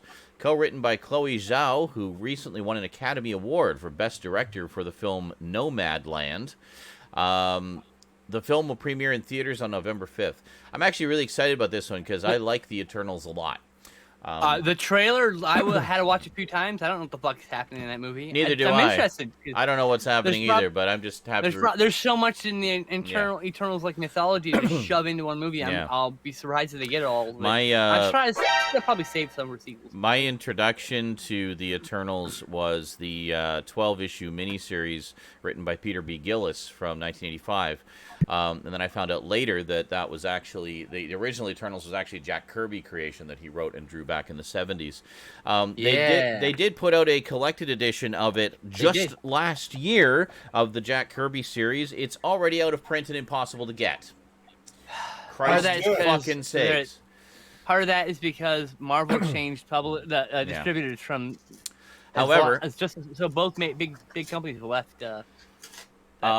there is contract. also a collected edition of the Peter B. Gillis story, 12-issue series, which also contains some additional issues of other comics that tie into it, that is currently available. So I'd like to get both of them, ideally, but I'd at least like to get the Peter B. Gillis one, because that's the one I grew up with. I still have that series. So I was going through my comics the other day looking for some stuff for a closer look video, and I found it. I was like, oh, hey, the Eternals. I was just thinking about that the other day. So anyway, as someone who's liked that group of characters and that mythology for a while, I'm really excited about the movie. And I'm interested. I've read some of the original issues. I didn't have all the. I think it's 8 issues. I didn't have all 8. Maybe no, I 12. think there's more than that. There's like 18. It might be 18. Of I just the remember. Eternals, yeah. I had like 4 or 5 of them. The original was like first 4 or 5 issues. I think so I had a few liked as it. well. Yeah. Wow. Okay, Jal, is this the part where you just bombard me with random sounds from the soundboard with no rhyme or reason? Got it. Yes. Okay, thank you. Anyway, official trailer for the next M. Night Shyamalan film, Old. Inspired by the graphic novel Sandcastle, a family on a tropical vacation discovers that the secluded beach where they are relaxing in for a few hours is somehow causing them to age rapidly, reducing their entire lives into a single day. Produced, written, and directed by Shyamalan, the film will premiere in theaters on July 23rd. There you go. That movie looks awesome. Actually looks pretty good, yeah. Official trailer for the Prime Video film The Tomorrow War, premiering July 2nd. Set in the near future, the film focuses on humanity's war against an alien invasion, hoping to win it by using a new ability to draft soldiers from the past to the war. Starring Chris Pratt in the leading role and featuring the live-action directorial debut of Chris McKay, who previously directed the Lego Batman movie in 2017. Very cool. Official trailer for the horror sequel, Escape Room, Tournament of Champions. Oh, yeah, I still have to see the first one. I heard it was really good. Premiering in theaters on July 16th. 6 people unwittingly find themselves locked in another series of escape rooms, slowly uncovering what they have in common to survive. Joining forces with 2 of the original survivors, they soon discover they've all played the game before. Directed by Adam Robitel, who's previously directed 2014's The Taking of Deborah Logan, 2018's Insidious: The Last Key, and The First Escape Room. Very nice. Really like the Insidious movies. I like the first one. The only one I've seen so far. Oh, you should see the rest of them. They're great. It's a good. I know. It's a good I saga. know. It's a good saga. I know. It actually holds together really well over the course of the 4 movies. I'm aware. We've talked about it like a million times. I need to get it. know. I just love it. It's good. And It's good. I want know. you to experience the joy I really like too. the first one, so I mean, I'm Yeah. sure I'll love the There you others. So. Official trailer for the Netflix original film Gunpowder Milkshake, premiering July 14th. A secret sisterhood of female assassins over the course of a single night fight to stop a cycle of violence while coming to the aid of a mother-daughter assassin duo. Starring Karen Gillan, Lena Headey, Carla Gugino, Michelle Yeoh, and Angela Bassett. Very cool. Gugino, I think. Gugino? Sorry, I'm terrible with some names. Something like that. Quite a cast, though. I'm sorry. Quite a We cast. probably all butchered it. Official trailer for the documentary An Unknown Compelling Force. Filmmaker Liam Leguieu examines the mystery surrounding the deaths of 9 experienced Russian hikers in the Ural Mountains in 1959. Interesting. The Death Trials Pass incident or whatever, I think, right? I don't know. I only know Anyway. what's here in front of me. There. Official trailer for the Hulu original film False Positive, premiering June 25th. Lucy and Adrian find their dream fertility doctor in the illustrious Dr. Hindle, played by Pierce Brosnan. But after becoming pregnant, Lucy begins to notice something sinister behind Hindle's charm, and she sets out to uncover the unsettling truth about him. The film is produced by A24 and is described as a contemporary take on Rosemary's Baby. Oh, interesting. Okay. Sure. I like the idea of Pierce Brosnan playing a sinister character. Yeah. Yes. Second trailer for Disney's Jungle Cruise. based on the theme park attraction of the same name. Set during the early 20th century, a riverboat captain named Frank, played by Dwayne Johnson, takes a scientist, played by Emily Blunt, and her brother on a mission into a jungle to find the Tree of Life, which is believed to possess healing powers. All the while, the trio must fight against dangerous wild animals and a competing German expedition. Directed by Guillaume Colette Serra, who's previously helmed 2005's House of Wax, Wame. 2009's... What? I'm trying it's Wame? I don't know. Anyway, previously helmed 2005's House of Wax, 2009's Orphan, and 2016's The Shallows. The film will premiere in theaters and on Disney Plus with premiere access simultaneously on July 30th. That guy knows how to make a movie. Put it that way. I like his movies a lot. Yeah. Official trailer for the Paramount Plus film Infinite, premiering June 20th. Based on the 2009 novel The Reincarnationist Papers, everyman Evan Macaulay, played by Mark Wahlberg, is drawn into a mind-bending conspiracy when he discovers that his hallucinations are actually visions from past lives. Directed by Antoine Fuqua, who's previously directed 2001's Training Day and the Equalizer duology. Oh, so he's worked with Denzel Washington a lot. Lucky guy. I need to see the Equalizer film still. I haven't seen the Equalizer Darko films. Part 3? I have seen Training Day, though. That one was really good. Oh, yeah. I've seen that a few times. And I've seen a lot of the original Equalizer TV show with Edward Woodward, and that was great. I don't think I've ever seen an episode of it. Oh, it's so good. I keep meaning to pick up the DVD set of it. But official trailer for the Shudder film Vicious Fun, premiering June 29th. Joel, a caustic 1980s film critic for a national horror magazine, finds himself... What the fuck is going on up there? Finds himself unwittingly trapped in a self-help group for serial killers. With no other choice, Joel attempts to blend in or risk becoming the next victim. Oh, that actually sounds like kind of dark humor fun. Official trailer for the 2-part animated special Sonic Colors, Rise of the Wisps. Set in the world of Sonic Colors, the story follows Sonic and Tails as they travel to Sweet Mountain with their new friend, a Jade Wisp, to free the captured Wisps from the evil Dr. Eggman and his hench robots. The special will see the return of Roger Craig Smith as the voice of Sonic. And that's it for trailer news. In movie and TV news, the cast of Netflix's Sandman series continues to grow as new members were announced this week. Kirby Howell Baptiste will play Death. There you go. We have our Death, finally. Mason Alexander Park will play Desire, which I think is perfect. Absolutely perfect casting. Huh? Just let me get there. I'm whispering, go. Donna Preston will play Despair. Roseanne Jamal will play Lita Hall. Joel Lee Richardson will play Ethel Cripps, with Niamh Walsh portraying the character in her younger years. David Thewlis will play John Dee. Kaio Ra will play Rose Walker. Stephen Fry will play Gilbert. That's brilliant casting. Jenna Coleman will play Johanna Constantine. Sandra James Young will play Unity Kincaid. And Patton Oswalt will voice Matthew the Raven, which I think is just absolutely perfect. Such perfect casting. Lucifer's I'm thinking about Lucifer's casting is also brilliant. Oh, yeah. Actually. What's her face? Gwendolyn Christie. Yes, as Lucifer. I have a hot for the devil now. It's all right. No big deal. Morning Star, yeah. Very cool. A lot of some stupid idiots are saying, why didn't they just cast the guy from Lucifer as Lucifer? It's like, well... It's not the same thing, that's why. It's not the same thing. Yes, in the comics, the comic was an offshoot of the events of Sandman, but the series is its own thing. It's just... Right. Just leave it. Different Lucifer. Yeah, as far as I can tell, this one will be unconnected to the DC universe, and they're just kind of doing it as a standalone thing, which honestly I think is how it should be. I mean, Sandman didn't cross the roll that often. I mean, not very much. Very often. Yeah. Like Swamp Thing and Batman, was there anything else? I mean, the Phantom Stranger would appear and all that stuff, but that Phantom was like... Stranger occasionally. There was one... But that's it. But the Vertigo one was way different than the main line. There was one issue for a long time in the early issues where Sandman met up with the Justice League, and it was a very different kind of Justice League story. but going forward, they just kind of pulled back and just kind of made it its own thing. They didn't really have DC characters appear in it very often.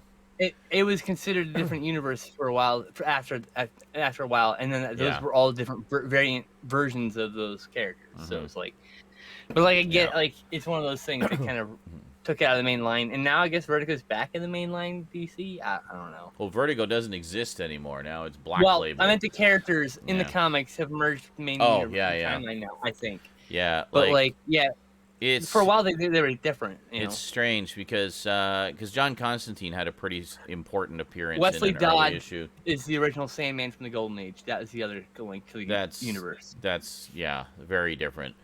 But and of course, John Constantine figured pretty heavily in Swamp Thing, and Swamp Thing is very much a part of the DC universe. So that's kind of the chain link connection. But in terms of the Sandman comics themselves, there really weren't very many appearances from DC characters. I think really just that first story arc is the only one I can think of. All the rest were just kind of their own thing, and that was it. So yeah. So what was this? Michael says apparently she's not playing John Constantine, but a relative. Okay, so it'll be like kind of a female version of that same type of character. Interesting.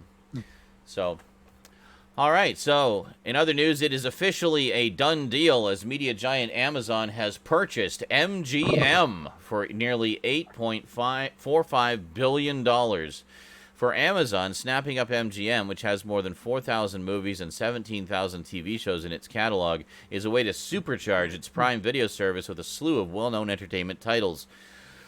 In addition, Amazon is anticipating being able to mine Metro-Goldwyn-Mayer properties like the Pink Panther, Rocky and Creed, and yes, the 007 franchise for new originals. Interesting.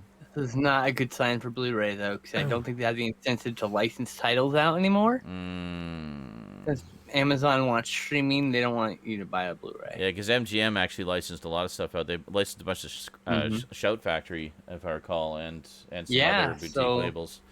Those all might be drying up soon. That's the problem with these. Disney and Amazon don't license out to other people. Yeah, really very often. And they don't release physical media of their own stuff either. So I mean, Disney does still, but Amazon rarely. Amazon does MOD stuff though. Yeah, but it's a deal with a company that they will now own, so they don't have to anymore. Like that's the thing. It's like the other MOD stuff is partnership with other people. It's not like they produce it themselves. They're just providing a service they can make money on. Yeah. Once they have no incentive to put physical releases or even license MGM titles, they don't need that money. They want people to come to their service for that. Yeah, keep waiting for that, Duncan. Don't think it's ever going to happen. I think that's it. They did the first 2 seasons, and that's it. That's all we're getting, which sucks. For what? Stargate? No, Stranger Things. Stranger Things. Yeah. I mean, like... It would have been out by now. Amazon could definitely do a Stargate now, because I guess they have the rights to Stargate, MGM does? I think so, yeah. The show, I think? Yeah. Which is cool. Show and the movie. But what about all the Blu-rays? Yeah. I mean, we have pretty much all of Stargate. We have all of Stargate on physical media. I mean, we won't see any more. It's a new show. Do we need more? We got, like, literally 20 seasons of it across all the different shows. Like, can we just move on to something new now? Well, no, they want to make money. I don't know. Whatever. So they want to draw people who are only into Stargate. And I mean, I don't know. I would cheer for the heavens if they reboot. If they continued Babylon 5 out of the blue. I'm like, sweet. That'd be great, but that's Warner. That's not MGM. Yeah, I know. Yeah. That is Warner. Yeah. We did get that gorgeous remaster of Babylon 5, which is quite nice, but I don't see us getting any more. I mean, too many significant actors from the original have passed away. You know? Oh yeah, that's true. I mean, I could see a reboot series, maybe, and I'd be cool with that too. But as long as Straczynski was still writing it, you know. Yeah. Because then, like, he'd set in the same universe 100 years later. He has to be involved. Yeah. Yeah. If it's like 100 years later, I mean, it is a pretty vast universe with a lot of history in it. So that's a possibility, maybe. Or if they put what's called Babylon 1, and you get the whole background. Babylon 1, the one that didn't even get finished being built before it was sabotaged and blown up. Yep, and then season 2 is Babylon 2. Start over. I mean, like, that would be a great story. You think it's going to be, they're like, oh, we're building this place called Babylon, and then it gets blown up, you're like, oh, fuck! Yeah. You know, like... Yeah. I think it's... Anyway. And Babylon 5 was the one that stuck until it got blown up, too, eventually. but they all get blown up eventually. But Just terrorists. yeah, Stuff. terrorists, wars, political disagreements, whatever. It's a great show. I love it so much. Oh, so good. Aaron Taylor Johnson will portray Marvel villain Kraven the Hunter in the character's first solo outing for the big screen at Sony Pictures. First introduced in comics in 1964, the character is known as the world's greatest hunter, a moniker he earns at first through his prowess at tracking and killing big game, until he runs into the greatest game of all, Spider-Man. Johnson has appeared in comic book movies in the past, playing the title character in both Kick-Ass films and Quicksilver in Avengers Age of Ultron.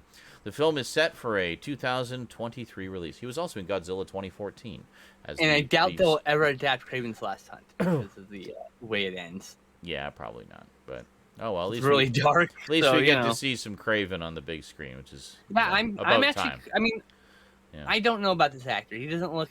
I don't know if I'd cast him in it, but like he could do good once he's in that costume. He might be a good actor. I don't You never fucking know. You never know. I'm open to it. I was just like, oh, that guy. Okay, whatever. We shall see. We've Like, seen some okay. head-scratching casting choices for comic book movies in the past that have turned out to be really good. So Oh yeah, of Let's course. This is see- why I'm like, see what well, I guess we'll happens. see. yeah, I'm looking forward to they reveal him in costume. I'll probably get excited. Yeah, I'm like, yeah. oh, he looks great. like you know? okay, I can see it His now. fucking modeling photos don't look impressive to me, but Yeah. you know. The role of Alan Scott in the Green Lantern series for HBO Max has been cast with Jeremy Irvine.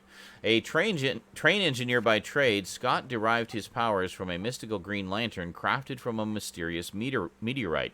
He later joined the Justice Society of America and in-universe hopping adventures would sometimes team with members of the Green Lantern Corps, including Hal Jordan. Irvine has previously shown up in 2011's War Horse, and as previously reported, actor Finn Wittrock will portray fellow Green Lantern Guy Gardner. I mean, he is. I mean, he looks like he could just play an Alan Scott. Like he's got the looks. Nice. He's got like similar hair. Like I mean, like Cool. it's. I'm like, that's great fucking casting. I don't know who the fuck he is, but he looks good. Filmmaker Adam Wingard has signed on to helm a live-action adaptation of the Skybound comic Hardcore with an original story outline written by Robert Kirkman. It tells the story of soldiers able to hijack the brain of a person remotely and assume complete control.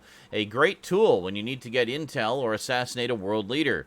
Wingard will also co-write the script with emerging talent Will Simmons. This is now the third or fourth project Wingard has signed on as director for, with the others being sequels to the 90s film Face Off, a Thundercats film, and another film in the Monsterverse. Oh Excellent. lord. Busy, Which may or may not be Gamera. Please be Gamera. busy guy. Might be what? Oh, it's not gonna be Gamera. You know it's not gonna be Gamera. They have the rights to Gamera. What? Toho won't Yeah, allow that. Legendary Though. does. Toho won't allow that though. No. They'll probably do Gamera versus King Kong. Yeah, Which I'd be down for, by the way. that's gonna be That pushing sounds it. cool. Um, The Gamera they film want would King be cool. Kong to be part of the the main MonsterVerse, yeah. which would be with Godzilla. Yeah, I don't think Toho would allow that. Toho's going to step in and shit all over that. No, we have more of a chance of Guillermo del Toro working with Toho to get Pacific Rim in there than Gamera. Yeah, yeah. I'd be down for that too. To be fair. Oh yeah, so would I. But, I mean, to be fair, the fanboy, fangirl in all of us wants all of the things to be together fighting Yes. each other, but I agree. Toho. As much as we love Toho doesn't Toho, want that. Toho So can be Toho. they just want their monsters in there. Toho gonna That's it. Toho. Especially not Gamera. Anything they don't want anything to do with Gamera. That's their, that's their primary competitor, and they're never going to make peace about that. Amazon will partner with A24. This is interesting. Will partner with A24 to produce a documentary on the life and career of actor Val Kilmer. Directed by Leo Scott and Ting Pu, Val relies on numerous interviews with Kilmer, as well as footage supplied by the actor and artist himself. Over the past 4 decades, Kilmer has been documenting his own life and craft through film and video, amassing thousands of hours of footage, from 16mm home movies made with his brothers to time spent on movies such as Top Gun, The Doors, Tombstone, and Batman Forever. Oh, Whoa. that sounds okay. really cool. I've always loved I Val want that Kilmer. Batman Forever footage. I just want to know what chaos was on that set. I've always loved Val Kilmer as an actor, and I think it's just so sad what happened to him. But love his work. Amazing body of work. Oh, And some yeah. duds in there, but some Yeah. great ones too. Yeah, even the duds, at least he's good in them, Yeah, Val Kilmer's the best part of Batman Forever. Yeah, absolutely. Well, yeah, definitely. I did like Jim Carrey's Riddler, though, too. That was fun. Me too. I will actually admit that. Yeah.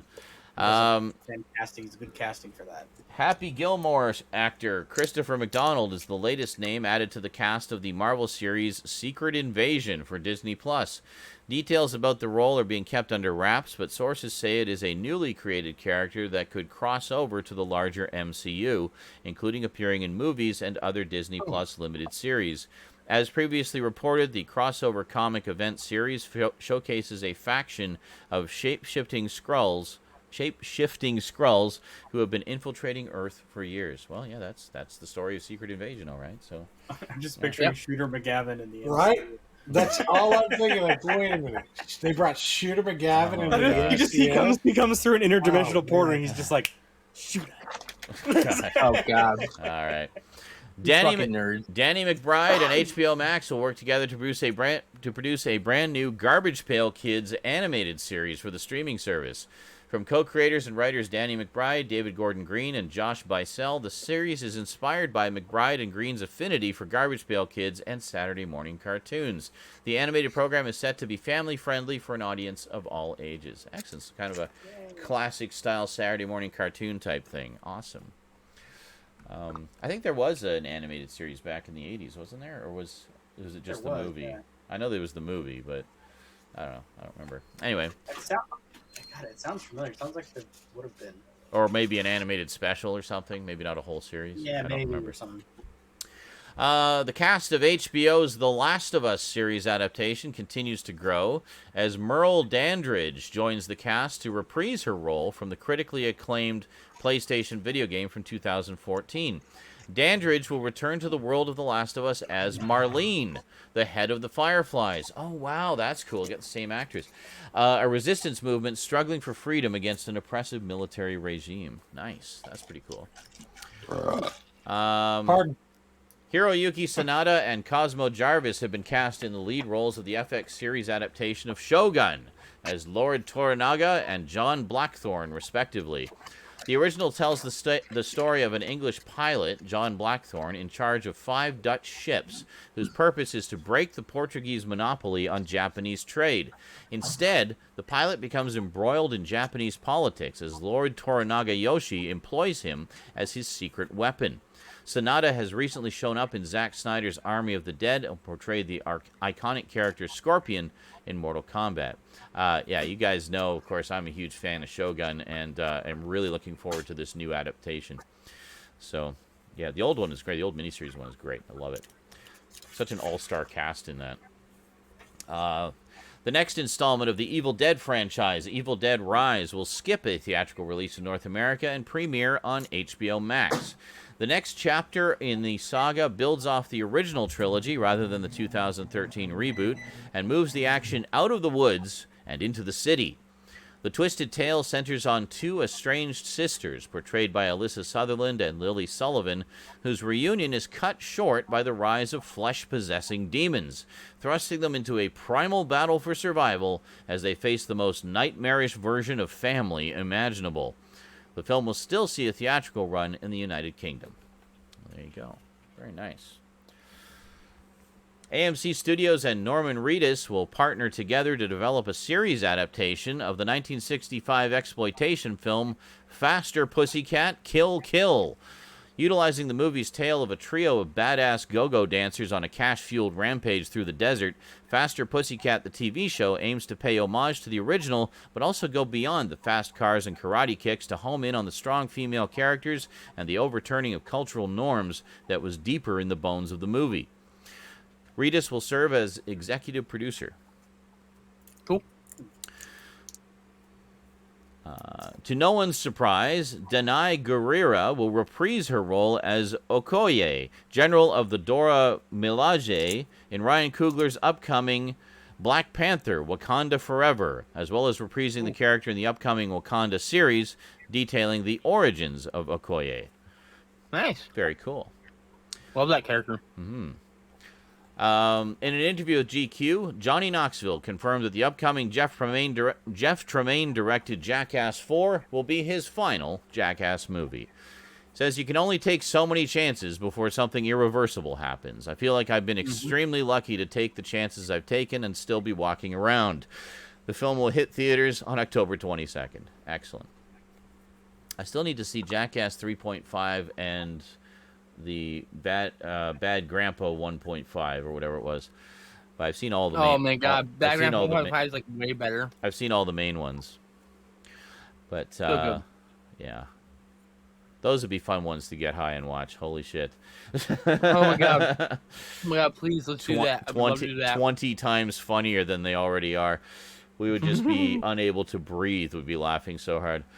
So good. Actor Trevante Rhodes, who previously starred in the Best Picture winner Moonlight, will play the controversial heavyweight champion boxer Mike Tyson in the 8-part series Iron Mike for Hulu. He will pull the gloves on and get in the ring when production starts later this year. Iron Mike is set to explore the wild, tragic, and controversial life and career of former world champion Tyson, one of the most polarizing figures in sports culture. The CW has commissioned a brand new Scooby-Doo special. In the Scooby-Doo Reunion special, the Mystery Inc. gang reunites at Warner Brothers Studios to reminisce about their favorite cases and how they were filmed. Oh, this sounds like fun. But it turns out that the backlot may have its own monster problem.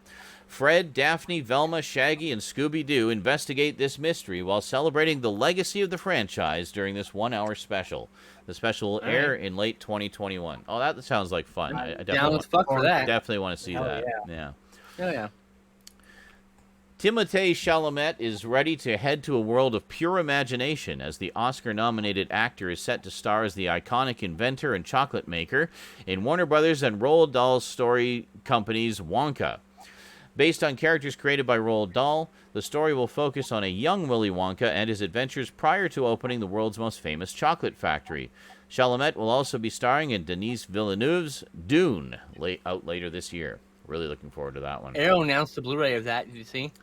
Of that version or Dune. the new Dune? Or the old Dune? The old Dune. Yes, the old Dune, not the new one. Yeah. Correct. No, I'm saying Dune. Of the old Dune, yes. 1984. Correct. The one that you love so much. Yes, I Get know. 4K. I know. Huh? You get 4K and limited edition box and everything. I know. I am aware. You never responded. No extended cut though. Apparently, that's because of contract. Apparently, the extended cut has been pulled from U.S. distribution, so nobody can distribute it. However, if you still want it, there is a 2017 Japanese Blu-ray release, Region A, that has both cuts. So there's also a DVD here in the States if you just want to get that one. There's it's long out of print, but if you can Yeah, find it it, that's how I have it. Interestingly enough, though, the DVD actually presents the TV cut in widescreen, CinemaScope widescreen, like the movie, whereas the Japanese Blu-ray presents it in the original 4:3 that it aired in on television. So I'm not sure which one is less cropped. I don't know. But anyway, it's nice to I'd like to get the Japanese one anyway, just to kind of have both versions. Yeah, I think I'm going to. But it'd be pretty cool. Well, they did say that there are further details to be released, so they might get that. That's true. That's true. Actually, the list of extras are not finalized yet. So, yeah. But that's one I will probably get because I just have the old Universal Blu-ray, which apparently is a very shitty transfer. DNR and edge enhancement up the yin-yang.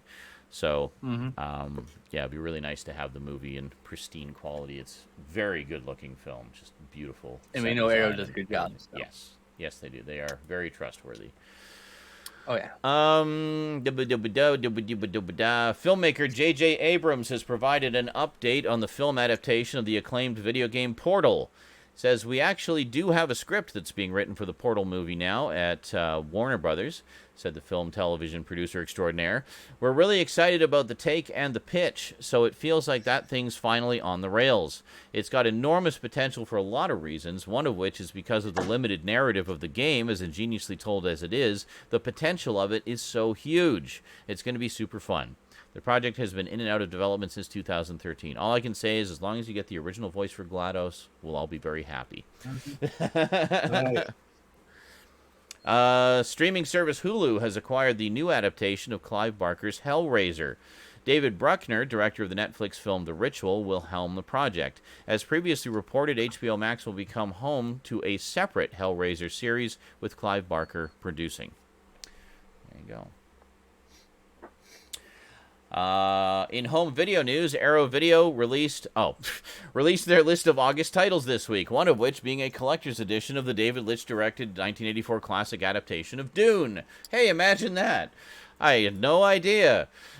The set will be available in standard and steelbook packaging and will be released on August 31st in North America. In streaming news, the following either premiered in theaters or on their respective streaming services this week. A Quiet Place Part 2, finally! The long-awaited sequel, written, directed, and starring John Krasinski, premiered in theaters and will hit Paramount Plus on July 12th. Friends, The Reunion, the even longer-awaited coming together of the cast from the NBC series that became a worldwide phenomenon, hit HBO Max. Yeah, it's about a 2-hour-long reunion special, too. They did not skimp on that. Apparently, it's really good if you're a fan of the show. Disney's Cruella, the origin story of the puppy-hating fashionista, starring Emma Stone in the leading role, premiered in theaters and Disney Plus with premiere access.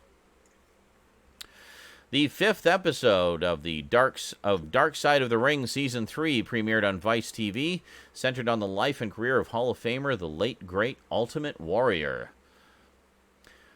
And the 6th of the WWE biographies premiered on A&E, also centered on the life and career of Hall of Famer, the late, great Ultimate Warrior. So there you go. You get 2 in-depth biographical documentaries about the Ultimate Warrior. There you go. Ultimate Warrior-a-thon right now. That's in comic book news, Dynamite Entertainment has released a cool new comic book series that will see Elvira, the Mistress of the Dark, team up with Vincent Price, the Master of the Macabre. The comic is titled Elvira Meets Vincent Price, and it will see these two horror icons unite for the very first time. The official synopsis reads, the ghost of Price has a mission that only the macabre maven can assist him with. The apocalypse is coming, and it's headed straight to live streaming for binge watching. Leave it to a fabled lost film to save the day, if only our horror hostess and spectral companion can find it in time. The first issue hits comic shelves on August 4th. I'm assuming trade paperback around October. That's my guess. No official word on that, but that would be my guess. That's one I would definitely like to get. In memoriam, we have quite a few folks passed away this week, sadly. We lost Gavin MacLeod, Captain Stoudman himself, actor, Christian activist, and author with a 62-year career between 1955 and 2017. MacLeod's career began in films in 1957. In 1965, he played opposite Peter Mann in The Sword of Ali Baba, A Man Called Ganon from 1968, and Kelly's Heroes from 1970. MacLeod achieved continuing television success co-starring opposite Ernest Borgnine on McHale's Navy as Joseph Happy Haynes and on The Mary Tyler Moore as Murray Slaughter. He also starred on ABC's The Love Boat, in which he was cast as Merrill Stoubing, the ship's captain. Gavin made it to the ripe old age of 90. We also lost Samuel E. Wright, stage, voice actor, and singer with a 37-year career between 1971 and 2008. He was best known as the voice of Sebastian in Disney's The Little Mermaid, for which he provided the lead vocals to Under the Sea, which won the Academy Award for Best Original Song in 1989. He played Dizzy Gillespie in the 1988 biographical film Bird. Wright also played the part of Mufasa in the original cast of The Lion King on Broadway and voiced Kron the Iguanodon in Disney's 2000 CGA live-action film Dinosaur. Samuel was 74, sadly passing due to cancer. Also lost Desiree Gould, stage, television, and film actress with a 35-year career between 1979 and 2014. She is most recognized for her role as Aunt Martha in the 1983 cult classic slasher horror Sleepaway Camp. Very memorable role. Between 1992 and up until her passing, Gould was also a very successful real estate agent. There you go. We also lost Kevin Clark, actor and musician with an 18-year career between 2003 and 2021. He was best known for playing Freddie Jones, a teen drummer in the Richard Linklater-directed School of Rock from 2003. Despite the film's success, Clark chose not to pursue an acting career and instead became a professional drummer in Chicago, performing with local acts such as Dread Wolf and Robbie Gold. Kevin was only 32, tragically losing his life in a bicycle accident. Oh, that's terrible. We also lost Paul Soles, Canadian actor and television personality with an over 60-year career between 1960 and 2021. Soles is widely known as the voice of Hermie, the misfit elf, in the Rankin and Bass Christmas special Rudolph the Red-Nosed Reindeer from 1964. He also voiced fellow Marvel superhero Spider-Man in the original television series, also from the 1960s, and would go on to perform as Dr. Bruce Banner on the 1960s Hulk animated series, and various voices for the Iron Man, Captain America, and Spider-Woman shows, as well as a role on the King Kong show. Paul made it to the ripe old age of 90. Wow, that's a lot of stuff that I have seen. Oh, we lost Stoud. We also lost Mark York, an actor with a 12-year career between 1997 and 2009. From 1988 until his death, York had been a paraplegic and confined to a wheelchair due to an automobile accident. York was best known for his role as Billy Merchant, the no-nonsense building manager for the Scranton Business Park in NBC's The Office, and appeared in 4 episodes. York spoke of the need for more acting roles for people in wheelchairs. He says it's a character type that's not written for a lot, and they don't reflect true America. 20% of Americans have one or more disabilities, but yet 0.05% of speaking roles on television reflect that community. We were just talking about representation. Sadly, For this team. Mark was only 55. We also lost Ana Lucia Menezes, Brazilian actress, voiceover artist, and dubbing director. Some of her notable dubbing roles included Poe on Teletubbies, Amy Rose on Sonic X and Sonic Boom, main character Chihiro Ogino in Spirited Away from 2001, and many others. Sadly, Anna was only 46. We also lost B.J. Thomas, singer with an over 5.5-decade-long career between 1966 and 2021, widely known for his hit songs of the 1960s and 70s, which appeared on the pop, country, and Christian music charts, and included recordings of the Mark James song Hooked on a Feeling from 1968, the Burt Bacharach and Hal David song Raindrops Keep Falling on My Head from 1969, and the Larry Butler and Chips Moman song Hey, Won't You Play? Another Somebody Done Somebody Wrong song from 1975. Thomas was 78, sadly passing due to lung cancer. We also lost Robert Hall, special makeup effects artist, film director, and musician with a 28-year career between 1993 and 2021. He was the owner of Posthuman FX, specializing in providing seamlessly integrated makeup and visual effects. Hal racked up 97 makeup effects credits, including 1993's Body Snatchers, 1996's The Island of Dr. Moreau, Paranormal Activity 2 and 3, Terminator, The Sarah Connor Chronicles, and many others. Hall also directed his own works, including 2009's Laid to Rest and its 2011 sequel. Sadly, Robert was only 47. Wow. A lot have gone far too young this week. Yeah. And finally, we lost Eric Carle, German-American designer, illustrator, and writer of children's books with a nearly 6-decade-long career between 1963 and 2021. His picture book, The Very Hungry Caterpillar, has been translated into more than 66 languages and sold more than 50 million copies. His career as an illustrator and children's book author took off after he collaborated on Brown Bear, What Do You See? He illustrated more than 70 books, most of which he also wrote, and more than 145 million copies of his books have been sold around the world. In 2003, he received the Children's Literature Legacy Award from the Professional Children's Librarians, which recognizes an author or illustrator whose books, published in the United States, have made a substantial and lasting contribution to literature for children. Eric made it to the ripe old age of 91. And that is it for the obits this week. Farewell, Hungry Caterpillar Man. I'm starving. I'm going to quickly heat up some food, and then we'll get into the video game news. So I'll just quickly preface that with All this. what's on the screen this week, Eric? Tell me it's more light gun goodness. All this pickle eating made you hungry, huh? Pickles out of the jar. Down before the pickle. You know what doesn't taste good? I'll be right Pickles and blue juice. Ugh. I found that out the hard way the other day. So I have regular water right here. Pickles and blue don't really go well together. Meow. The many screens this week, I guess. Oh, 1, 2, 3, 4. Only one of them is on, though. 16 screens. Are they all on? They can't tell. No, they won't stay on. That's the thing. There They you all go. have. If you don't touch them, they all have auto off after like 2 minutes. So, except Fair for like enough. this one and this one, because these are higher end and they can be plugged into the wall. All the other ones are purely battery operated. So Makes they all sense. have, unless you're playing them, actively playing them, they will turn off after a minute or two. It's probably a good idea. Oh yeah, it saves on battery. But, and this one, Like I by the forgot. time you get done turning them on the first one's starting to turn off. You're like, what the fuck?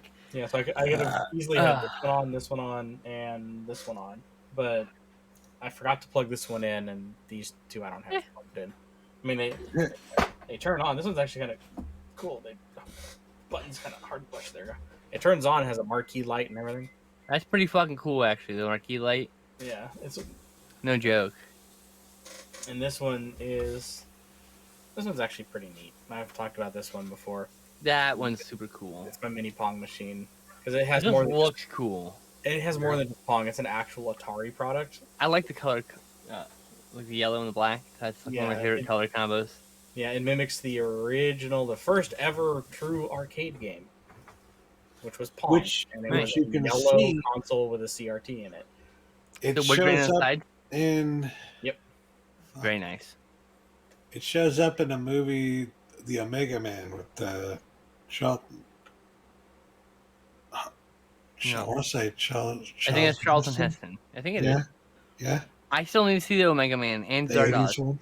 2 movies I still have to see that are like post-apocalyptic films. What I think is funny though is seeing it now in that movie, and they're trying to present it as like the far-flung future. It's like, yes, the far-flung future where Of the 1979. where the thing that the rich people own is a Pong machine, an original Pong machine. Now, I guess technically Actually, that it could be did predict true. it correct because the only That could original be own original true. Pong machines are rich people. The only people that own original Pong machines would be rich people. That's Right. true. Mm-hmm. It's hilarious. But what's kind of neat about this Atari one is like all these other Actually, ones, right. they play, except for this one, they play one game. That's the game that they are designed. The Atari one is more like a multi-console.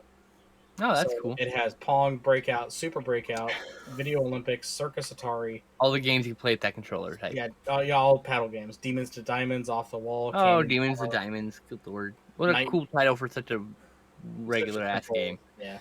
I was like, oh, Driver, this? Street Racer, Steeplechase, and I honestly, besides Pong, the reason why I wanted to get it, it has Warlords on this thing. That's cool. You play fucking Warlords, and it's not I just. think I only played that game original once. Warlords. It's the Atari's 2600 version. Yeah, I think I only played the game once. As much as I, love to have the original arcade versions on these little arcade machines, you don't really see the actual 2600 version of Warlords all that much because it's so simple. I would like mini versions of like pinball machines. Like they could be that small. They'd be a little bit bigger because they in these little steel balls. But like I would love to see little replicas of like officially licensed pinball machines. the only cocktail cabinet that I have, That's so cool though. and it works too. That's what's God, that hilarious. looks like the right scale for my figures too. Son of a bitch, I kind of want it now. I remember they had one of those at Where's it faced? There it is. At the Pizza Hut where we used to go when I was a kid. Yep. It's not the original arcade ROM because it plays at like, it's a weird version that plays at like half the frame rate. Huh. And it's really tiny. Probably to accumulate to deal with the cheap parts they used. Yeah, and there's Save money on it. There's the buttons for it. Mm-hmm. Got like lower quality screens, so they're like, what's hide the fact that you're gonna see blur and smear by. I mean, but all the sound effects are there in original form. Steak and eggs Oh, that's my favorite breakfast actually. with mushrooms and cheese. Steak and eggs and steak. I like to cut the steak up once it's on my plate. Good shit. Delicious. You like that? You what? I like to cut the. I like to once the plate steak hits my plate. I like to cut it up and mix it with my eggs. Oh, but, you like mix it all in? Ah. Yeah. Make kind of a hash. Yeah, cook them separate though, and then you just cut them on the plate. Of course. Mix it, yeah. Of course. Did you know that mushrooms have more in common with people than they do with plants? Interesting. That must Yeah, be why 'cause- they're so delicious. I'm just thinking about that. Like, well, why does he always eat mushrooms with his steak? Well, he loves meat, and mushrooms are essentially just a really weird kind of meat. Mushrooms. Okay, so the largest living organism on the planet is a colony of mushrooms that encompasses the majority of the Pacific Northwest, Sounds delicious. So, and it communicates with each other from one end to the other. another interesting fact about mushrooms Aliens, here dude, aliens. is that without mushrooms, forests and plants wouldn't decompose as quickly. Mm-hmm. So, like, or in some cases, wouldn't decompose at all. So, like, you know, An essential part of the ecosystem. imagine all these trees falling down and then none of them Stay there forever. decompose. So Yeah. they basically kind of eat and break down the stuff, I Yeah. guess. Kind of, yeah. Exactly. So, Cool. some G game news. I do have a good chunk here since I haven't been able to make the show the last couple of times officially, the official show. All I've right. made the pre-show, you know, Oh, yeah. Yeah. but not the main show.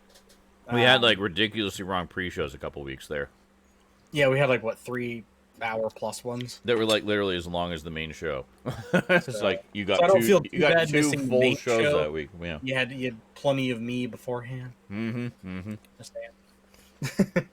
But because I haven't been able to do the game news, there's not a huge backlog. I kind of filtered through it. Mm-hmm. But there's a lot more than usual. Hmm. Usually I only have like 3 or 4 things. I got like 7 or 8. Oh, wow. So I know. Calm yourself. All right. All right. So to kick things off here, we had a bit of I call it a sonic bomb Mhm. that happened just recently. And wow, I forgot to put it in, but I'll just mention it real quick. A still to be determined and more info coming, the Sonic Origins collection. Yet another Origins collection. How many of these do we need? Holy fuck.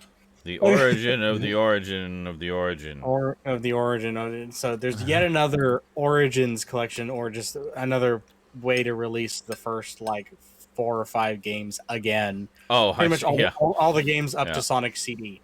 I don't know why they don't stop at Sonic. I have those so many times over, So like do I. on like Just every want platform. Sonic Colors, Sonic Adventure 1 and 2. Can we get some like less reprinted games, please? Mm. Yeah. Sonic Colors, for fuck's sakes, please reprint that game. It's too expensive right now Well, on Sonic- the fucking Wii. Sonic okay, here we go, Adventure here we is pretty widely available. So Yeah, but Yeah. Skinslip, to 1 answer and your 2. question, Sonic Colors Ultimate being released September 7th. Pre-orders are available now. oh, There you fuck. go. There you go. Well, I think isn't it Hey. because they're doing that special, which is set in the Sonic colors. You know, it's probably tie in with that. Yeah. It is. you And go. also, in the announcement of Hey, a whatever gets my fucking Sonic Colors reprinted, I'm fine with it. Like, whatever. yeah, it is a new, obviously cleaned up, more HD than it was. More content version, HD I'm sure. or your more HD or your More content, I imagine, since it's called yeah Ultimate. added stuff. I guess they didn't really. It just showed a trailer and it just looked like Sonic Colors, just in HD. Okay. Never played Yeah, that one. coming out September Oh, 7th. I love that game. Obviously, That they're was one of the pushing best it Sonic. for the Switch, but I'm gonna guess it'll be on like PS5. It'll definitely be on PC. That's where a lot of those games are. PC, yeah, something like that. But pre-orders are available now, and it's being released September 7th. They did also show off. They didn't show much of anything in it. They just showed Sonic running. But what was interesting about it is there's a new Sonic game coming 2022 that's actively in development right now, and the trailer, it just shows him running, and then it shows like the blue streak and stuff like that. It shows some ancient logo or something like that, or some word or something like that we can't read. But what's interesting about it is that it's Sonic running, like classic 3D Sonic, like from the Sonic the Hedgehog movie. Okay. Running through a very realistic forest. So I'm kind of thinking they're trying to do the whole, it's a movie about a game, and they make a game about the movie that's about a game. They try to pull Street Fighter, the movie, the game. Where we're gonna start getting games based off of the Sonic the Hedgehog movie. Okay. Which kind of has me a little bit excited because I would love to play a Sonic the Hedgehog game where I'm fighting a skinny Dr. Robotnik voiced by Jim Carrey. Yeah. Please. I don't know that they get him to do the video game. Probably an impression, but still. But still, Gridman. The idea of an open world Sonic sounds like a pretty cool idea to me. I'm just saying. I was just gonna say, Gridman says rumors are that the new one will be open world, which would be cool. Yeah, I think that's kind of where they're going with it. But like Mario. My vibe when I first saw the trailer, like Mario and 64. No, the new one that came out where he's in the city. What was that called? Okay. Mario Odyssey. Mario Odyssey? Was it Mario Odyssey? Yeah, that's the newest Mario game.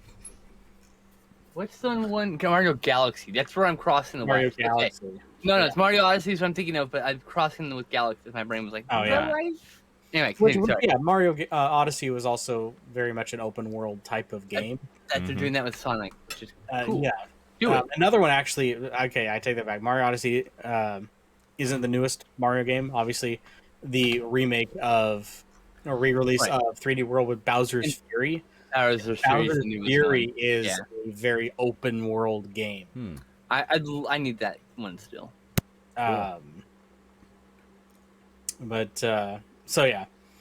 So actually, to mirror some very early news that Sean talked about, Roger Craig Smith is returning as the voice of Sonic for not only future TV show and movie, but also film, video game projects as well. That's so cool. Yeah, it was a blue heart that was sewn together, which is really cute, by the way. Love that. Nice. Adorable. It was also mentioned that it was going to be video game projects as well. That's awesome. Anytime where he talks, and so it'll be Roger Craig Smith. And I said, yeah, it's how it should be. And I said in addendum to that if they ever do a show or whatever or a game that features Big the Cat, please bring on John St. John. He was the original voice actor for Big the Cat from Sonic Adventure. Oh, really? And loves to do. Obviously, he's been looking for really, really good voice acting gigs. Obviously, he's working really close with the newly reprised Apogee. Right. Apogee. But I think he would totally be on board to reprise his role as Big the Cat. Because that's actually funny enough. Minus Duke Nukem, he's mostly known for Duke Nukem and for Big the Cat. But I also want the epic storyline where it's like Anakin Skywalker, except Tails is Anakin, and him and Sonic in a fight, and Sonic chops his legs off and says, "I've got the high ground. It's useless." What? I want that storyline in what? Sonic. What are you? Why though?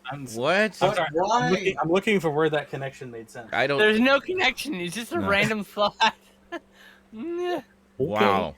Like, I hate you. So, moving on from that. After years of speculation, fan request, and false starts, Time Splitters is finally returning for real, Yeah. realsy. Mm. Studio Courtesy- reformed.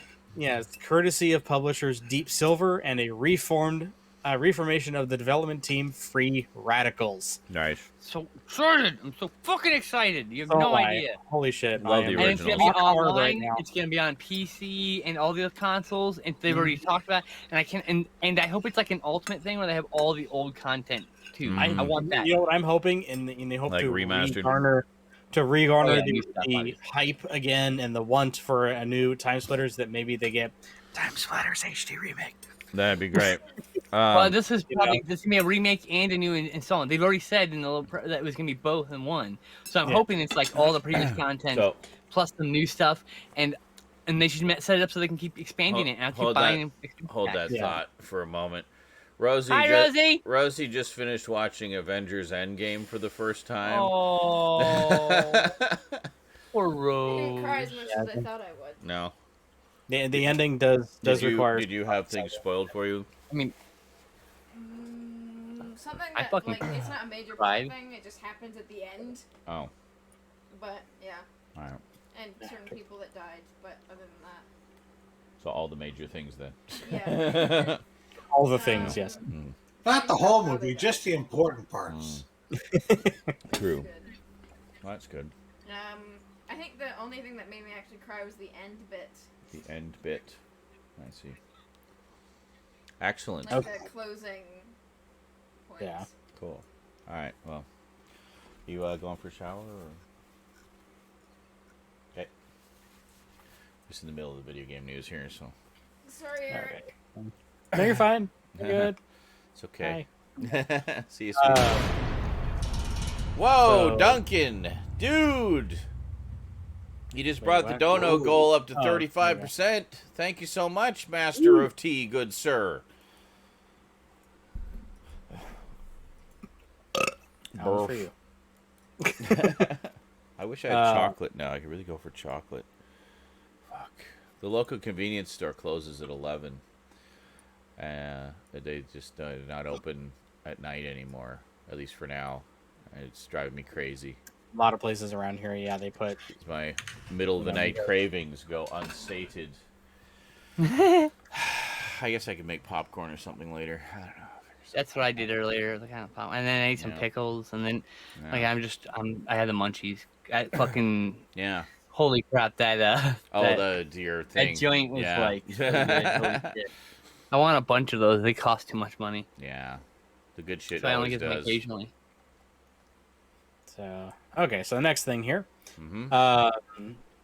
from the awesome people over at Retrobit, the Mega Man: The Wily Wars will Oh, be yeah. for the very first time officially released in a physical cartridge for the first time in North America Bug fixes. with bug fixes. Flickering has been removed. And it's being released in a not a limited, because it's not being released by Limited Run Games. It's being done by Retrobit in a collector's edition featuring a box, like a cardboard box that it's all in, a original print Sega Genesis box with reversible cover, a Mega Man Blue cartridge, some collectible trading cards, art books, a full color manual, and pretty much the works. And it's going to be, let's see, do they have a exact date? I don't think they have an exact date of. This is the pre-orders will go live May 21st through June 21st of 2021, and it's going to retail for $69.99, 69.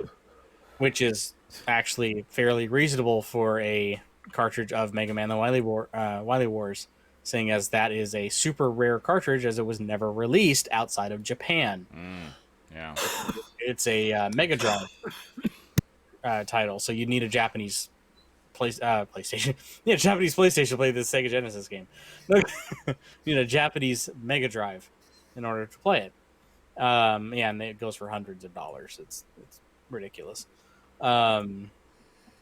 But yeah, that's pretty badass. As you know, this is one of the few times that Mega Man back in the day, and back in like 1994, that it made it off of Nintendo platforms, and it was good.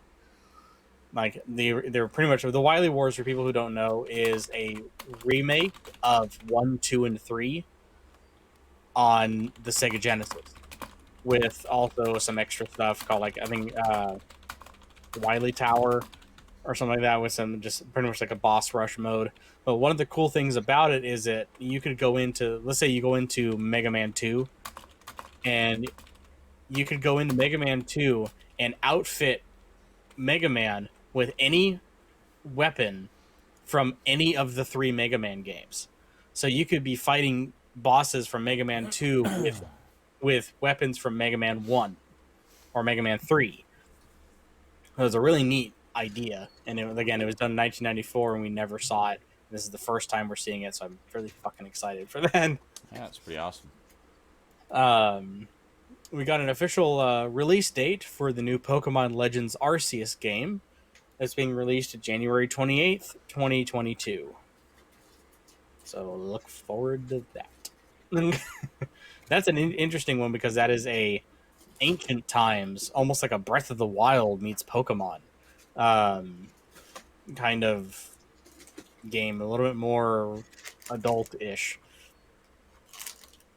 Being released September 24th, we have the Addams Family Mansion Mayhem, which is a game based off of the recent animated film, sporting the same art style.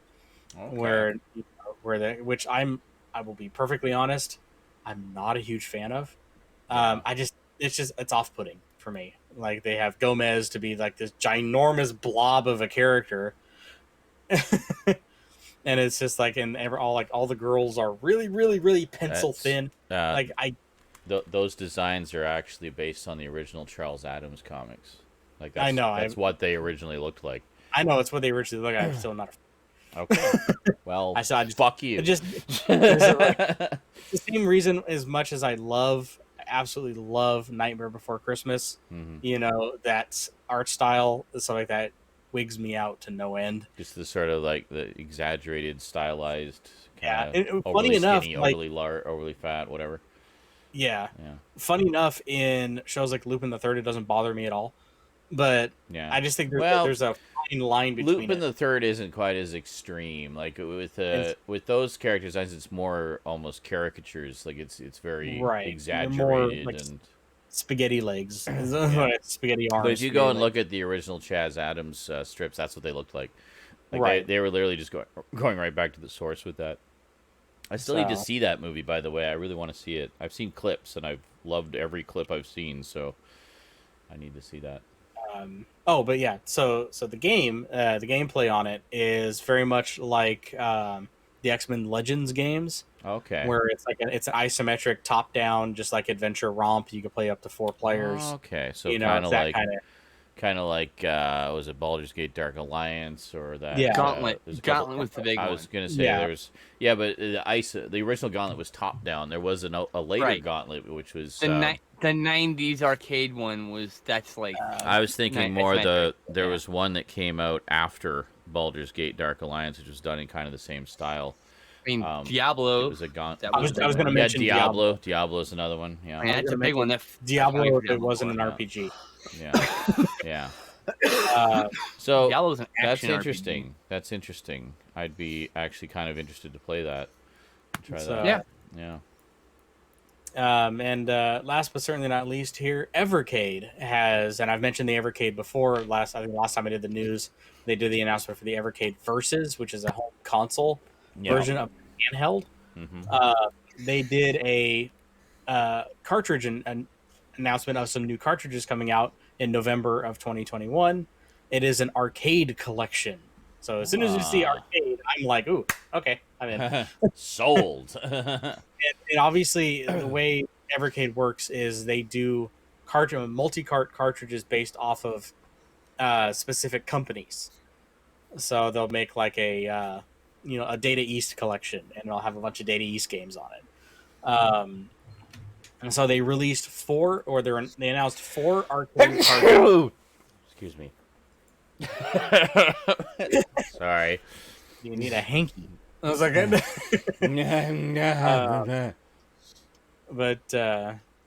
but yeah, they released four. Oh, God, I keep saying they released. No, they are announcing. They announced that they are releasing 4 arcade cartridges in November of 2021 from companies Technos, Data East, Galaco, and Atari. The Technos, they even showed the games. The Technos cartridge is going to have the Combat Tribes. Not entirely sure how to say that one. Blockout, Battle Lane Volume 5, Double Dragon 2, The Revenge, and Double Dragon 3, The Rosetta Stone. Mania Challenge, Minky Monkey, and Mysterious Stones. I saw your face on that one. I know. I'm like, Minky Monkey. What?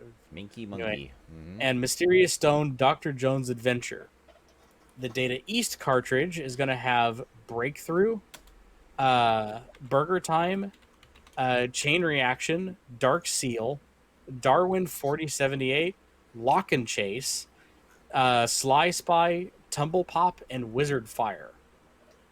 Gellico is going to have Alligator Hunt, Biomechanical Toy, Glass, Snowboard Championship, Thunder Hoop, and World Rally. And last but not least, Atari's cartridge is going to have in all arcade versions, obviously, Mhm. Asteroids Deluxe, Canyon Bomber, Centipede, Crystal Castles, Liberator, Lunar Lander, Millipede, Missile Command, Night Driver, Pong, Skydiver, and Warlords. Wow, that's pretty cool. So, yeah, November 2021. If you have an Evercade or you're getting the Evercade Versus, those are ones seriously to look for, especially the Seriously. Data East and the Atari ones, Mhm. because the Data East one, yeah, it's gonna have Lock and Chase, fucking Burger Time. Yeah. Actually, I know Wizard Fire. That's a really good one, and so is Darwin 4078. That's a top down. That's a shmup. Ooh, shmuppy. It's a shmup, and so is Galaco's Alligator Hunt. That's also like a. It's almost like a. Oh god.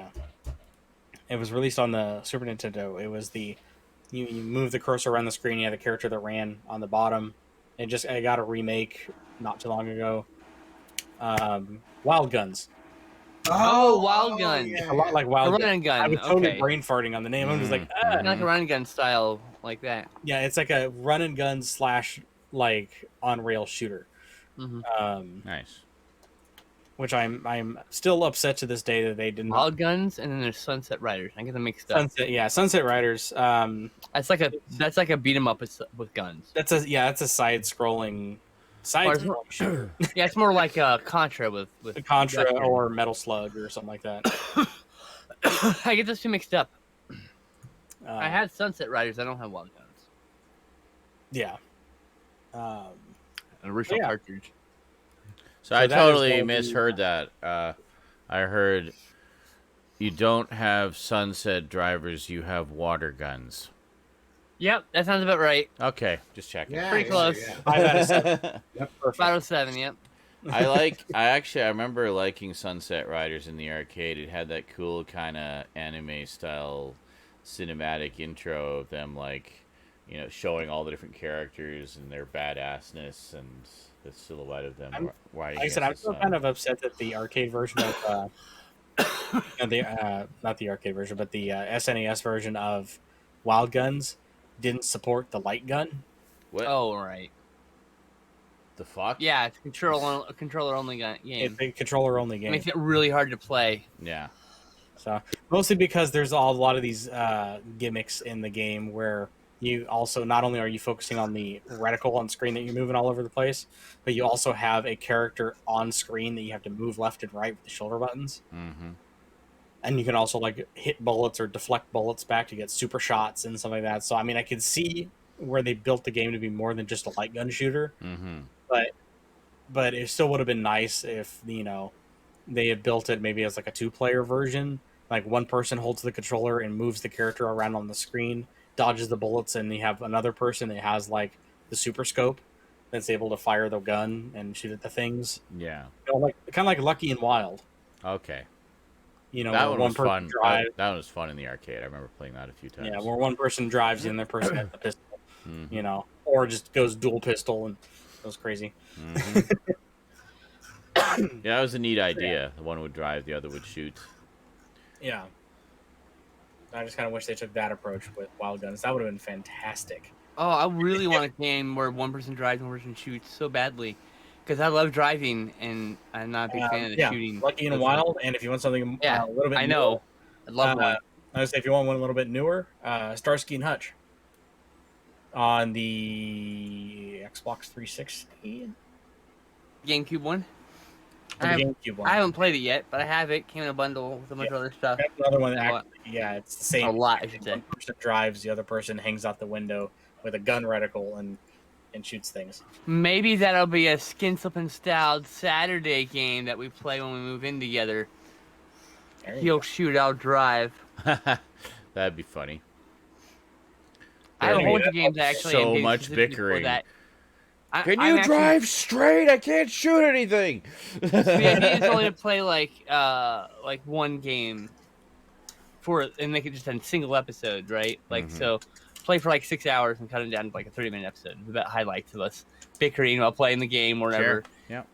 Yeah. And then just move on to the next 2-player game or whatever number player game. Very nice.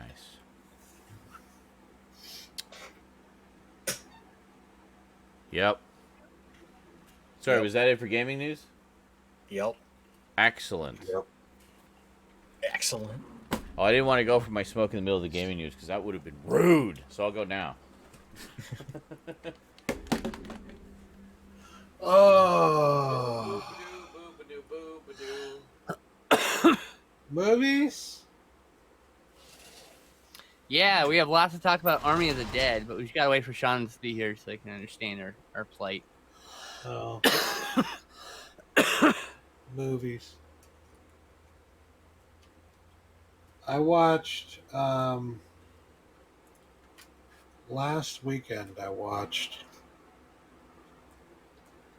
Won't You Be My Neighbor? Think that's it. Oh, yeah.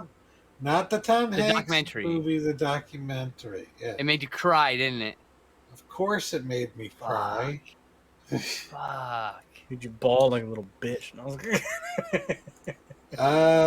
It was a very emotional movie. Fuck yeah, it did. Especially towards the end. But yes. I look at a guy like Fred Rogers and I think to myself, this man, if the Catholic Church were just, would probably consider him to be a saint. He is very saint-like. He was very saint-like, I would say, because like not only was he apparently a minister, but he like didn't want anybody to know that. He didn't want that to be a focus of anything he was doing because it wasn't part of what he was trying to do. Nothing he ever did was with the intention of inserting God into anything. He just really cared about children and really wanted what was best for children. And yeah, it was a very enlightening documentary about Fred Rogers that goes much further in depth than the Tom Hanks movie, but the Tom Hanks movie also plays a lot off of things that came from the documentary. I feel like I think they kind of watched the documentary and then made that movie later. You know? Yeah, I mean, and movies tend to do one or two things when biopic. Focus on their Mr. whole. Rogers, hold on. Focus Mr. on Rogers, hold on. Mr. Rogers was never in the Marine Corps. He was never in the Army. Okay. So they're either like biopics are either like focus on a specific section of time in their life, or are real generic coverings of their whole life, and those that are never successful. They're not as good. I was going to say the misconception is people confuse who was in the Army. Was it Mr. Rogers or was it Bob Ross? And Bob Ross, and it was Bob Ross. What about Mr. Wizard? What about his military career? I don't know. He does seem like the kind of guy who would have been in the military, but Mr. Wizard specifically, yeah. Oh yeah, but yeah, Bob Ross served in the Air Force for 20 years. Yeah. Wasn't he? I swear to God, I heard that he was a drill instructor for a short time. Can you imagine Bob Bob Ross. Ross, I drill instructor? I imagine he's too Mhm. fucking nice, and that's why he couldn't do it. Like, it's not for Well, no, me. actually, Yeah. the way Not all of them yell we either. saw him Mm. on television and grew up watching him, it was the way his niceness and his softness came through because of the negative side effects of him being in the Air Force for 20 years. Ah. And very much he didn't want to project that any further. He was sick of that, and he just didn't want it, so he just pretty much flipped. Yeah. And he just like the only side of him that was Arlie left Ross. was this soft, caring side, and that's who he lived the rest of his life as. He didn't want to be what the Army turned him into, or tried to turn him into. The whole almost borderline tragic story, of his 20 years in the Air Force. All right, so the one movie I watched by myself that I want to talk about is this movie called Youth of the Beast, Ah. which stars Joe Shishido as the man with no name who comes into town and starts fucking with two different Yakuzas to get revenge for the killing of his partner. But holy fuck, this is a Seijun Suzuki film. And for Seijun Suzuki, it's pretty toned down. But there's some masterful filmmaking being done here for what would simply be a simple revenge film for like a lesser director. But Seijun Suzuki's an amazing director who made immaculate movies, who are like Coen brothers in their like layouts sometimes, and like beautifully shot. Like sometimes they're like as colorful as Giallo films or as Argento films, I was trying to say. So like this one's very low key, but it's really well shot. So yeah, Joe Shishido said he comes to town, he like sides with one gang, and he's kind of playing the other gang against them, and worth checking out. I believe it's got a Criterion DVD and a Eureka Blu-ray in the UK. Definitely put it on your list of things to check out. It's so fucking good. I gave it 8 out of 10 stars. It's one of the better Yakuza films I've seen. And I've seen a lot of them. Most of them are like 6 out of 10, 7 out of 10. But this one was like, it's up there. I can see this getting a higher ranking after further rewatching, because there's a lot. Seijun Suzuki put subtext into those films. When a lot of those films are just like, direct-to-video action films in America in the 90s where there's no subtext, it just booms for like 90 minutes or 72 minutes, which is fine, but like this is a really good movie. So it appears that it has a Criterion DVD and a Yes. Eureka Blu-ray. Correct. So I said. no Criterion Blu-ray. Literally said that. Oh, It's on Criterion Channel. I It's thought also you said Blu-ray for both. I'm sorry. I think it's on Hulu, but because I just watched it off Turner Classic Movies Tuesday, whatever. Like because my parents got they cut the cable because it was previously packaged to the internet, and the internet provider decided to stop doing cable. So they tried YouTube TV, and they didn't like the selection of channels, so they went to Hulu TV. So I chip in on that, and I get access to it. I get to have my own little profile with a fucking million DVR things in it. Because I literally went to Turner Classic Movies and went and recorded everything on that channel for the next 7 days. Everything. Just everything. Everything. Fucking that channel, yes. Well, So that's the one movie I watched myself. It's what we like. I can't wait to watch this movie with Justin one day. We're gonna have such a great discussion about this movie. I swear. Cool. All right, Justin, I've talked enough. Why don't you take it away with the Army of the Dead discussion? That's the one we're going to talk about tonight. So, first thing we definitely need to get out of the way here is Zombie Glenn Danzig. Okay. So regular an Glenn Danzig then. Exactly. There's an alpha male and alpha That's female the joke. zombie. Okay. This is not a spoiler. This is pretty much shown at the beginning of the movie. Yeah. So, and the alpha male looks like fucking very thin, slightly younger, still aging in the face, Glenn Danzig. I wouldn't even say he looks thin. He does look kind of buff. Oh, I mean thinner than Glenn Danzig, who Hi, looks kind of brown. Ray. Yeah. Welcome to the party. Finally, Ray! we're just doing our movie reviews at the tail I'm end in the wrong here. window. But yes, Here's a command. so I think Yeah. the other thing that really stood out to me in this movie, other than what we will talk about in a True technical few minutes flaws. with the flaws, yeah. One thing I found interesting, not for good reasons necessarily, not necessarily for bad either, but the music he uses in the movie, almost every single song is a cover. It's a cover of something else, and they're not bad covers or anything like that. Mhm. The only one I really didn't like. That's it. You know.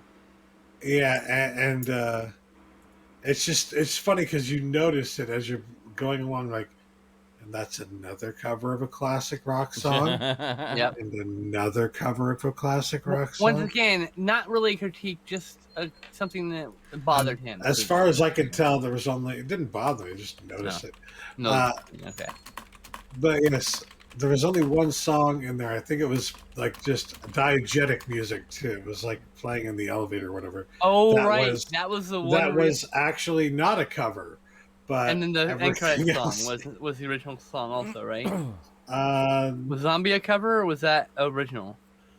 I think I thought it was the it was original. either a cover or it was them. It was Cranberries, but it was like a different Like version of the unplugged song. or whatever, maybe. Yeah.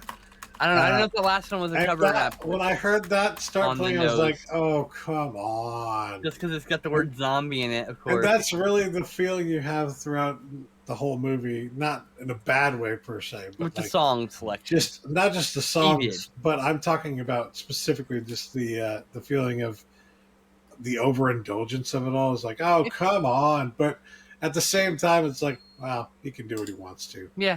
Yeah. I don't have just- a problem with it. It's just like, oh, come It's on. his project. It is overindulgent. If that's going to bother you, if you like to know those kind of things. Some people don't like overindulgent Yeah, films. I don't care about that. It's, They like their movies that lean 90 minutes, like whatever. Yeah. Have fun with that. The ultimate determination I came His to choice. with this one is that I personally like this one a lot better than Land of the Dead, which was the last Romero of the Dead movie that I saw. okay. So I Yeah. really like Hand of the Dead, and this boy's going to get a rewatch of that because I it's need way to- better than he remembers. I need to see that one again too because I keep hearing that and I didn't the care. For it as commentary on it, it's so I- deep. much. I didn't care for it as much when I first saw it, but I do have the Scream Factory set of it, so On the I'll check surface, it out eventually. on the real surface, it's like there's a wealth inequity thing that's being talked about, but like that's not the subtext. The subtext is about the racial divide and Yeah. a bunch of other shit that's going on, such as the commentary about I think it was the Bush Jr. Government at the time, if I'm not mistaken. I think so. So- yeah, So, that like, was it, yeah. There's commentary about the Republican regime at the time. I'll call it regime, fuck you. And so like there's more to it than just the wealth inequity that's on the surface. That's part of the story, not subtext. Good movie, I think. Does it live up to the other 3 films in the franchise? No. Is it better than the last 2? Absolutely. That's it. Not like that. Oh yeah, Army of the Dead. So there's 2 flaws. One, the shot with multiple red cameras, Okay. and one of them has a dead pixel. oh you can see it. no. A white I didn't speck. notice it at all. I didn't notice it until I saw a review that pointed it out, and then I went back and it's all of the movie. And now Uh, you can't I'm help but surprised notice it. No one caught it because they could just do an AI algorithm for that little fucking dot. Yeah. Or just Yeah. have someone go and fill that one dot in Yeah. with a black speck. It could just be It's a like, green look- speck, you know, like. You will be forever blessed if, like me, you did not see it, because They might get fixed at some point. just Yeah. don't even But look for it. That's now- the thing. Don't look for Yeah, it. You but know now it's there, you- but don't look Well, for now it. you've made such a big deal about it. I'm going to be only looking for I it. couldn't No, help. don't do it. Don't do It's- it. Don't look for it. I'm going to see It's only. it. It's the and I'm thing gonna- is, it's only on one camera, and those Yeah. shots are pretty short. I think they were trying to hide the fact that It's there's like- a dead pixel. Yeah. So I see you. You're right there. So look, I can't tell what's going on over here, but I see you. I can't look No. away. it's like I say, it's used mostly. It's on this camera. It's usually they do like shorter shots on for the most part. The other, what I perceive as a flaw, because it was distracting, not necessarily because it was a bad choice. It's just his choice.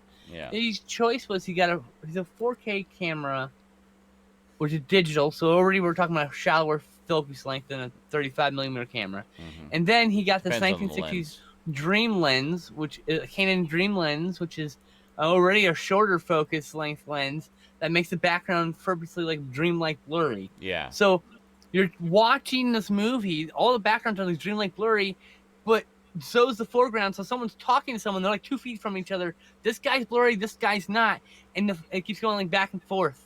Weird. It's a little distracting. Well. It's a choice he's allowed to make, but Mhm. I found it to be a technical flaw in the filmmaking. Because of distraction. Okay. It took me out of the movie several times. I will say Dave Bautista and Tig, what's her name? Notaro. Tig Notaro were both they were the two best Mhm. characters in the film. Absolutely. And Teh And Interwebz best was all actress. added with green screen because Yeah. it was Chris D'Elia before, and then he got, outed as someone She who was was preying my on favorite underage character. girls, and so he got replaced with green screen, and that's what happens. That's called consequences. Yep. No, she was my favorite character though. Oh, she was great. She's so like, good. she's the most honest character. It's like, yeah, sure, whatever, let's do it. Like, they're like, hey, we got an idea. Like, yeah, sure, fuck it. Like, there was like no thought. She's like, okay, sure, it's a lot of money. JL, do the 5-knuckle shuffle on your own time. Maybe you don't really understand what that phrase means, but I just thought it Yeah, was some right. fun words put together. It's because it's John Cena. Uh-huh. But what he was using is a completely different thing than what it actually is. Yeah. You wanna, So, just think So, before you type. The yeah. technical flaw aside, the flaws, in my opinion, in this movie aside, and the indulgence, which may be a turnoff for some, I really enjoyed this fucking movie. There's only a few scenes where that shallow focus length really bothered me, to be super honest. You did also have some initial problems with the story, but that was like, you just had a problem with the choices he made personally. And That's not a flaw with the film. Yeah, it's not a flaw. You didn't I say it have a was problem flaw with some of the either. choices he made, but that's not a problem with the film. Yeah. That's just the choices he made. It was more of a, I wish this is what would have happened kind of Yeah, thing. I would have done that But- differently, but that's fine. Like, Yeah, exactly. Exactly.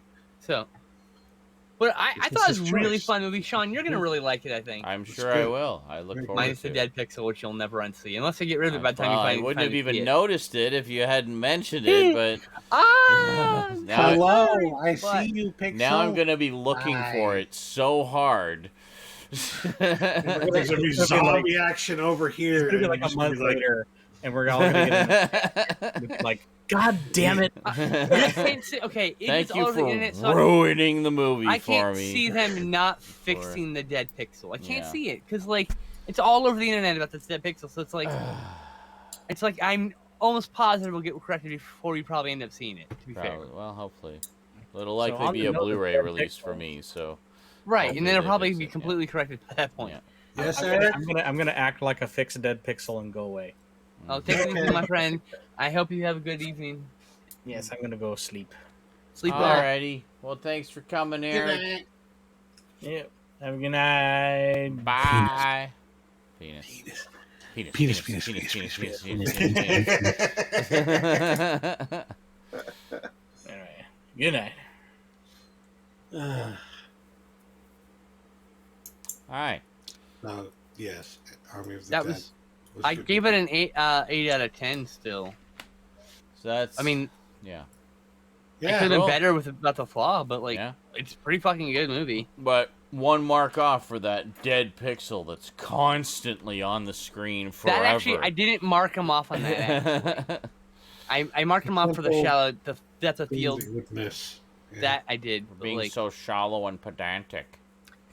this is the first one where he solo did his own cinematography and didn't have a cinematographer. Mm-hmm. So like, I can imagine it's like no one's ever like, hey, that's not a good idea. Here's Mhm. why. or maybe he liked the way it looked. I mean, and that's his choice once I don't again. know. So I don't There's know. a moment in the film you asked me about at some point this week, I think it was. Oh, during our show, Couch Tomatoes, and Wednesdays at 8 p.m. Pacific. I won't give away exactly what that moment was, but there's just a very overindulgent moment, let's say. You're Like, overindulgent. did we really Oh, need to see I that talk about much of what's going on? on in Couch this Tomatoes. case? I talk about a specific scene and its length Yeah. and its gratuitousness as length. Yes. But it's And not like I was like, again, yeah, not a flaw. actually, I like that. It's not So, a flaw. It's a choice, Yeah. and that's his choice to make. I as a like that filmmaker. choice. I wanted Yeah. to see all of that. Yes, please. I don't And- I don't have a problem with the choice, but I think doing it how I expressed it on the show was a way better way of doing that scene. That's all I'm saying. You know.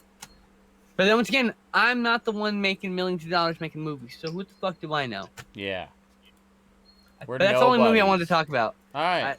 We talked about a bunch of movies, but like we want to save, we already covered it on the show, for and Couch so you gotta go. Tomatoes.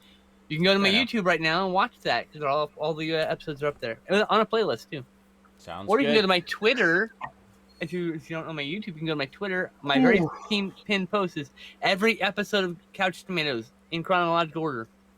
Your pinned So. post. Oh, okay, there you go. Yep. Excellent. All 9 That's, episodes. Skinslip. listing of all the movies I talked also about.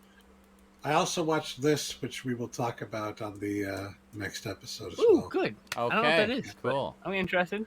I like the cover already. Oh, it's the story of the dog is the dog from Dog Day Afternoon, the actual guy. Oh, You so it's a mentioned- document. Okay, Yeah, you talked I already about this a want little it bit. because yeah. I had Dog Day Afternoon, and I've got that Yeah.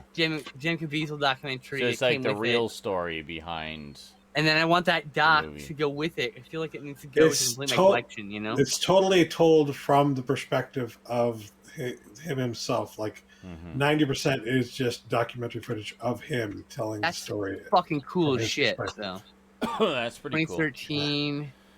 It's not So- streaming anywhere for me. So all I watched this week was Ray and I finished watching the original Saw movies, which I've talked about at great length before, so I won't talk about them again.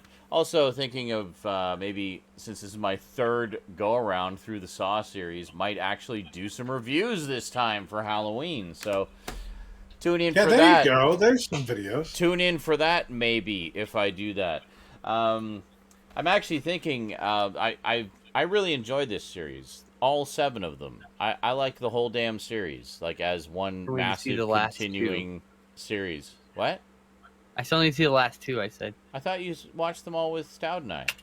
No, I still need to I see remember watching Jigsaw and. Oh, those 2. I haven't Yeah. seen The, Spiral. Jigsaw the yet. new ones. That's what I'm I'm just talking about the original 7. This is the original. Yeah, oh, I've seen series, all but- 17. Yeah, I knew. I was gonna say, where the hell were All you for the 17. last 2? Yeah, but No, yeah, I saw them all. yeah. So I haven't seen Jigsaw. That's one we're gonna watch sometime this week.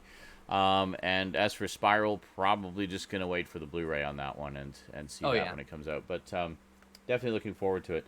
But yeah, I really enjoyed it all, and I found out that they're actually putting out some new Blu-rays. I think it's just repackages with new slipcovers. They also put out a really nice 4K edition of the first one recently, which is loaded with extras. Apparently, the original Blu-ray had no extras. But this is one I was thinking I'd really like to upgrade because this set is not great for picture quality. It's very overly compressed and not terrific. But it was a nice, cheap way to see the series. I think it's cost me like $15-20 for all 7 movies. And it's the uncut version, so very good. There's another set out, the 8-movie set, which has the exact same discs that are in this, and they threw in the Jigsaw disc as well. So it's still the same old shitty transfers. And bye, Stoud. Internet hiccups every now and then, Yeah. you know. Yeah, I know. So anyway, I'm just gonna leave it all janky. I don't care, but because Stoud will be back. But anyway, so there's new Blu-ray editions coming out, which have I assume all the extras from the previous editions. I know it's the uncut versions again, so probably gonna upgrade this because I'm really interested to get into some of the behind-the-scenes stuff with this series because I watched it 3 times through now. And I really enjoy like all the different connections between the the movies and how the continuing story develops and retcons things and adds additional layers to things as it goes. And it all actually fits together pretty well. I think they did a really good job of it, and it's a lot of fun. So I'd really be interested to kind of dive into the behind-the-scenes stuff. I know there's like a ton of commentary tracks that they've done for all of them. Most of the movies have at least 2 commentary tracks apiece, often with the writers and directors, sometimes with the actors as well. And lots of behind-the-scenes stuff about the story and how it develops and interconnects and how they added new stuff for each one, and lots of breakdowns of the different traps and things like that. So That's pretty fucking cool. Yeah, I'd be really interested to dive into all of that stuff and just kind of see how the whole thing evolved over the course of the series. What's the just like fuck design this shit? Yeah, yeah, exactly. What is wrong with you? But and then of I don't know course, if there's wrong with it. He's just a fucking weirdo. Yes, and then, I want to know him. and then of course jump into the latest 2 as well.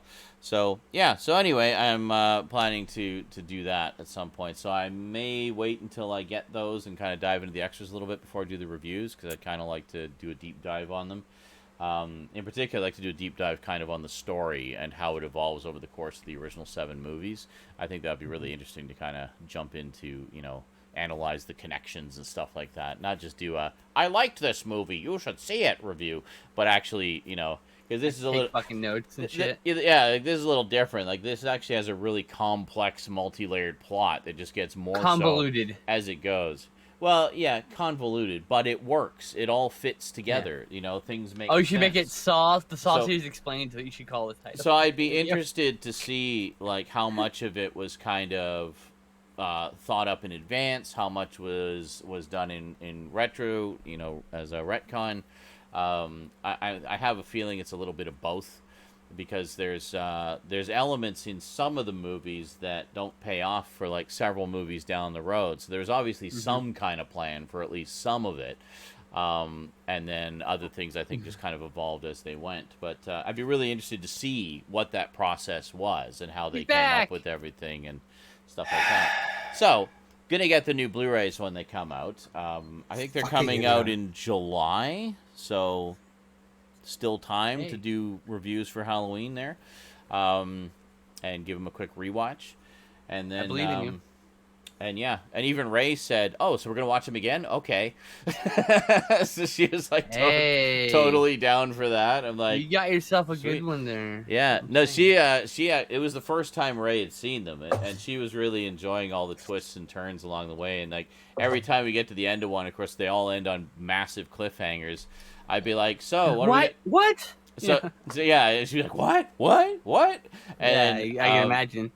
And then, it'd be the next day. I said, "So what are we going to watch today?" She's like, "Well, the next Saw, of course."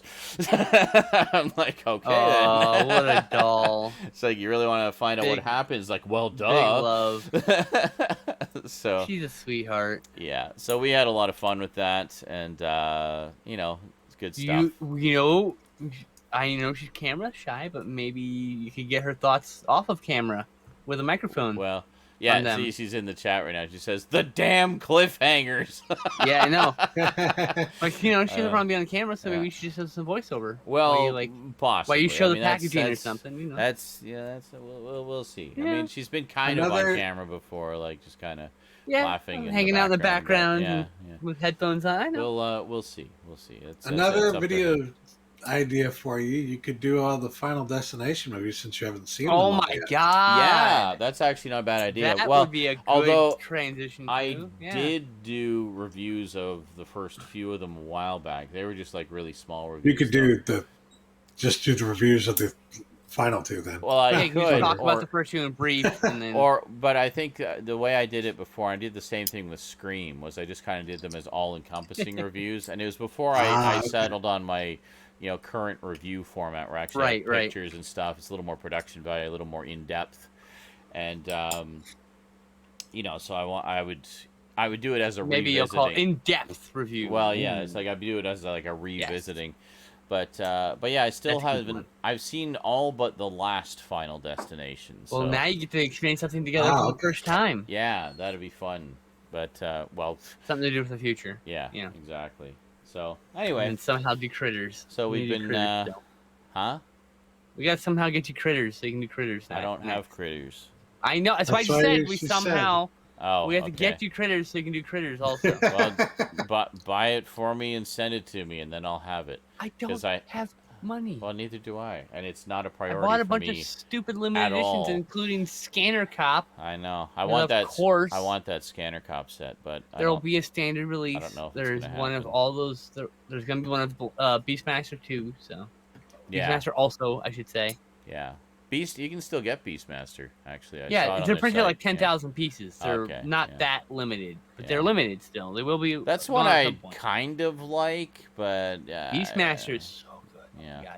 Oh my God. It holds up way better than I remembered. Like right I thought it was now, not gonna hold up. The big purchase I gotta keep money in the bank for right now is the Doctor Who set that's coming out in Doctor June. Who? Yes. Which is John Pertwee season 2, so it's season 8 of the classic series.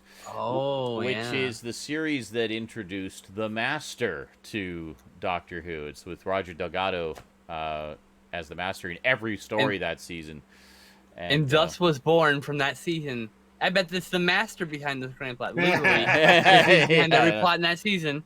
Even before that, because you knew there was a character called the Master that was like an evil, yeah, but it sort seemed of like really the every Moriarty episode to after the that, Doctor's Yeah. Sherlock Holmes. So like every story was like, oh, is this the Master? Are we finally going to meet the Master? And I'm like, no. His character seems very Master-like. And No, then, not the and then I Master. remember when we finally got to that story, and he steps out, and you're like, oh, is this it? Is this it? And then he says, they call me the Master, and you just like lost your shit. It's like, yes, finally. Was that live? Is that captured It live? was not captured live. We weren't Damn, streaming what a them at shame. that point. I just remember you were so excited to finally meet the Master after all this time, and yeah, they call me the Master, and you will obey me.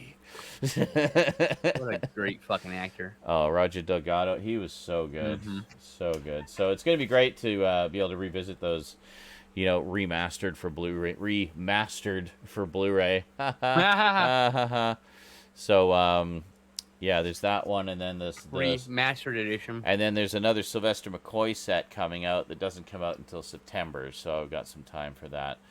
But they're putting out And everything else is Bill's. putting out his first season. Pretty much everything else is Bill's. Yeah, so it's Yep. basically Doctor Who is the one splurge. It's about $60 Canadian. It went down from the original pre-order price. Hooray! And then everything else is Bill's. So, and Halloween. Speaking of which, hey, there's only 35%. We gotta make sure you can still stream for you guys. Yes. Yeah. Well, come here. I can't hug you across the room. Night, sweetie. All fresh and clean. Hi, Rosie. Wow. Hi, Rose. All right. Okay. Let go. Can't breathe. And yes, season 24 is coming out. I think it's already out in the UK. They're really behind over here. End of June. Oh, great. So you get season 24 around the same time we get season 8. So we're fully one full release behind the UK. Like, they used to come out at the same time worldwide, but then for some reason the US sets had technical problems, so I think they're holding back to do further quality control or something. I don't know. All I know is I Probably. haven't heard of any issues with any of the sets for quite some time, so hooray. Anyway, looking forward to that because that's a great season. And love me some Third Doctor. So that'll mean we have seasons 8 and 10 of the Third Doctor. So Arrows 4Ks have been played with problems, so like they just actually added more quality check people okay. That's recently. cool. So hey, Nice. that's good. Yeah. I made a post about it. They address it as a public post, so Yeah. and they're trying to tell you like, yeah, we are increasing the quality. Excellent. We know there is a problem. I'm like, that's cool. That's a good fucking company right there. It is, and they've just they've just gotten better and better as the years have gone on. Consistent quality products. Oh yeah. Alrighty, folks. Well, that is it for another week. By the way, no pickups. You probably noticed already. We have no pickups. Yeah, this we're week, all so broke. We're all broke. I do have a few things coming in the mail. Just some Blu-rays that were going fairly cheap, just to kind of fill in some gaps in the collection. mainly to do with some Halloween stuff that I'm working on, and wanted to, I thought, well, I'd like to do a closer look at this collection, but I'm missing one movie out of the 20 they did. I'll get that one, then I can do the closer look, So, yeah. Maybe not 20, it was like 15. But anyway, whatever. Yeah, so lots of closer looks coming this Halloween, and they're almost all filmed, actually. I'm almost done with them. We're going like gangbusters this week. What are you doing? I don't know. Rocking out. Kiss the goat. Rock Kiss the on. Alrighty, folks. Have yourselves a great day or night. Ah! Goat. I'm tired. I'm going to probably make some food and, I don't know, maybe watch something or do some editing or something. I don't know, whatever. I'm going to just chill tonight. It's been a busy week. And fucking lax. those of you on movie. Twitch, I will see you again tomorrow sometime. Going to do some more filming, I think. Maybe some video games. Maybe a bit of both. Whatever. We'll see what happens. I've been itching to play some Fortnite. So, actually, I do need to play some Fortnite because the season is ending and I'm still not at a level 100. So, maybe just grind out some challenges and shit. Oh, yeah. Sure. Want to do that? I also need to play some. What, tomorrow? Yeah, maybe tomorrow. Oh, tomorrow I'm usually really busy on Sundays. Oh, well, never mind then. I'll do other things tomorrow. How about Monday? I can do it Monday. Maybe Monday? Yeah. All right. Tentatively, Fortnite on Monday. New season, I Monday think. Madness. New season, I think, drops on the 7th or 8th of June, so it's right around the corner. Grind it out. So we got to grind and grind hard. Yep. The current season pass or battle pass ends on the 7th, so I think the new season will start on the 8th. Okay, that makes sense. Right. All right, so we got just a little over about a week and a half to go to finish it up. I think I'm at like level 85 or 88 or something, so I don't actually have too far to go. And because I haven't played for 2 weeks, it'll give me supercharged XP, so I'll be able to level up a little faster. So, hooray. Anyway, have yourselves a great day or night, everybody. Thanks for coming out, and we will see you next time. Until then, Strafe. sayonara. Penis. Bye. Kiss the devil. Kiss the goat. He's the devil. Kiss the devil goat. It's not the vitch, you fucks. The Vavitch. Maybe I'll watch the Vavitch. I like the Vavitch. I hate you. The I hate you. Vavitch. I hate you.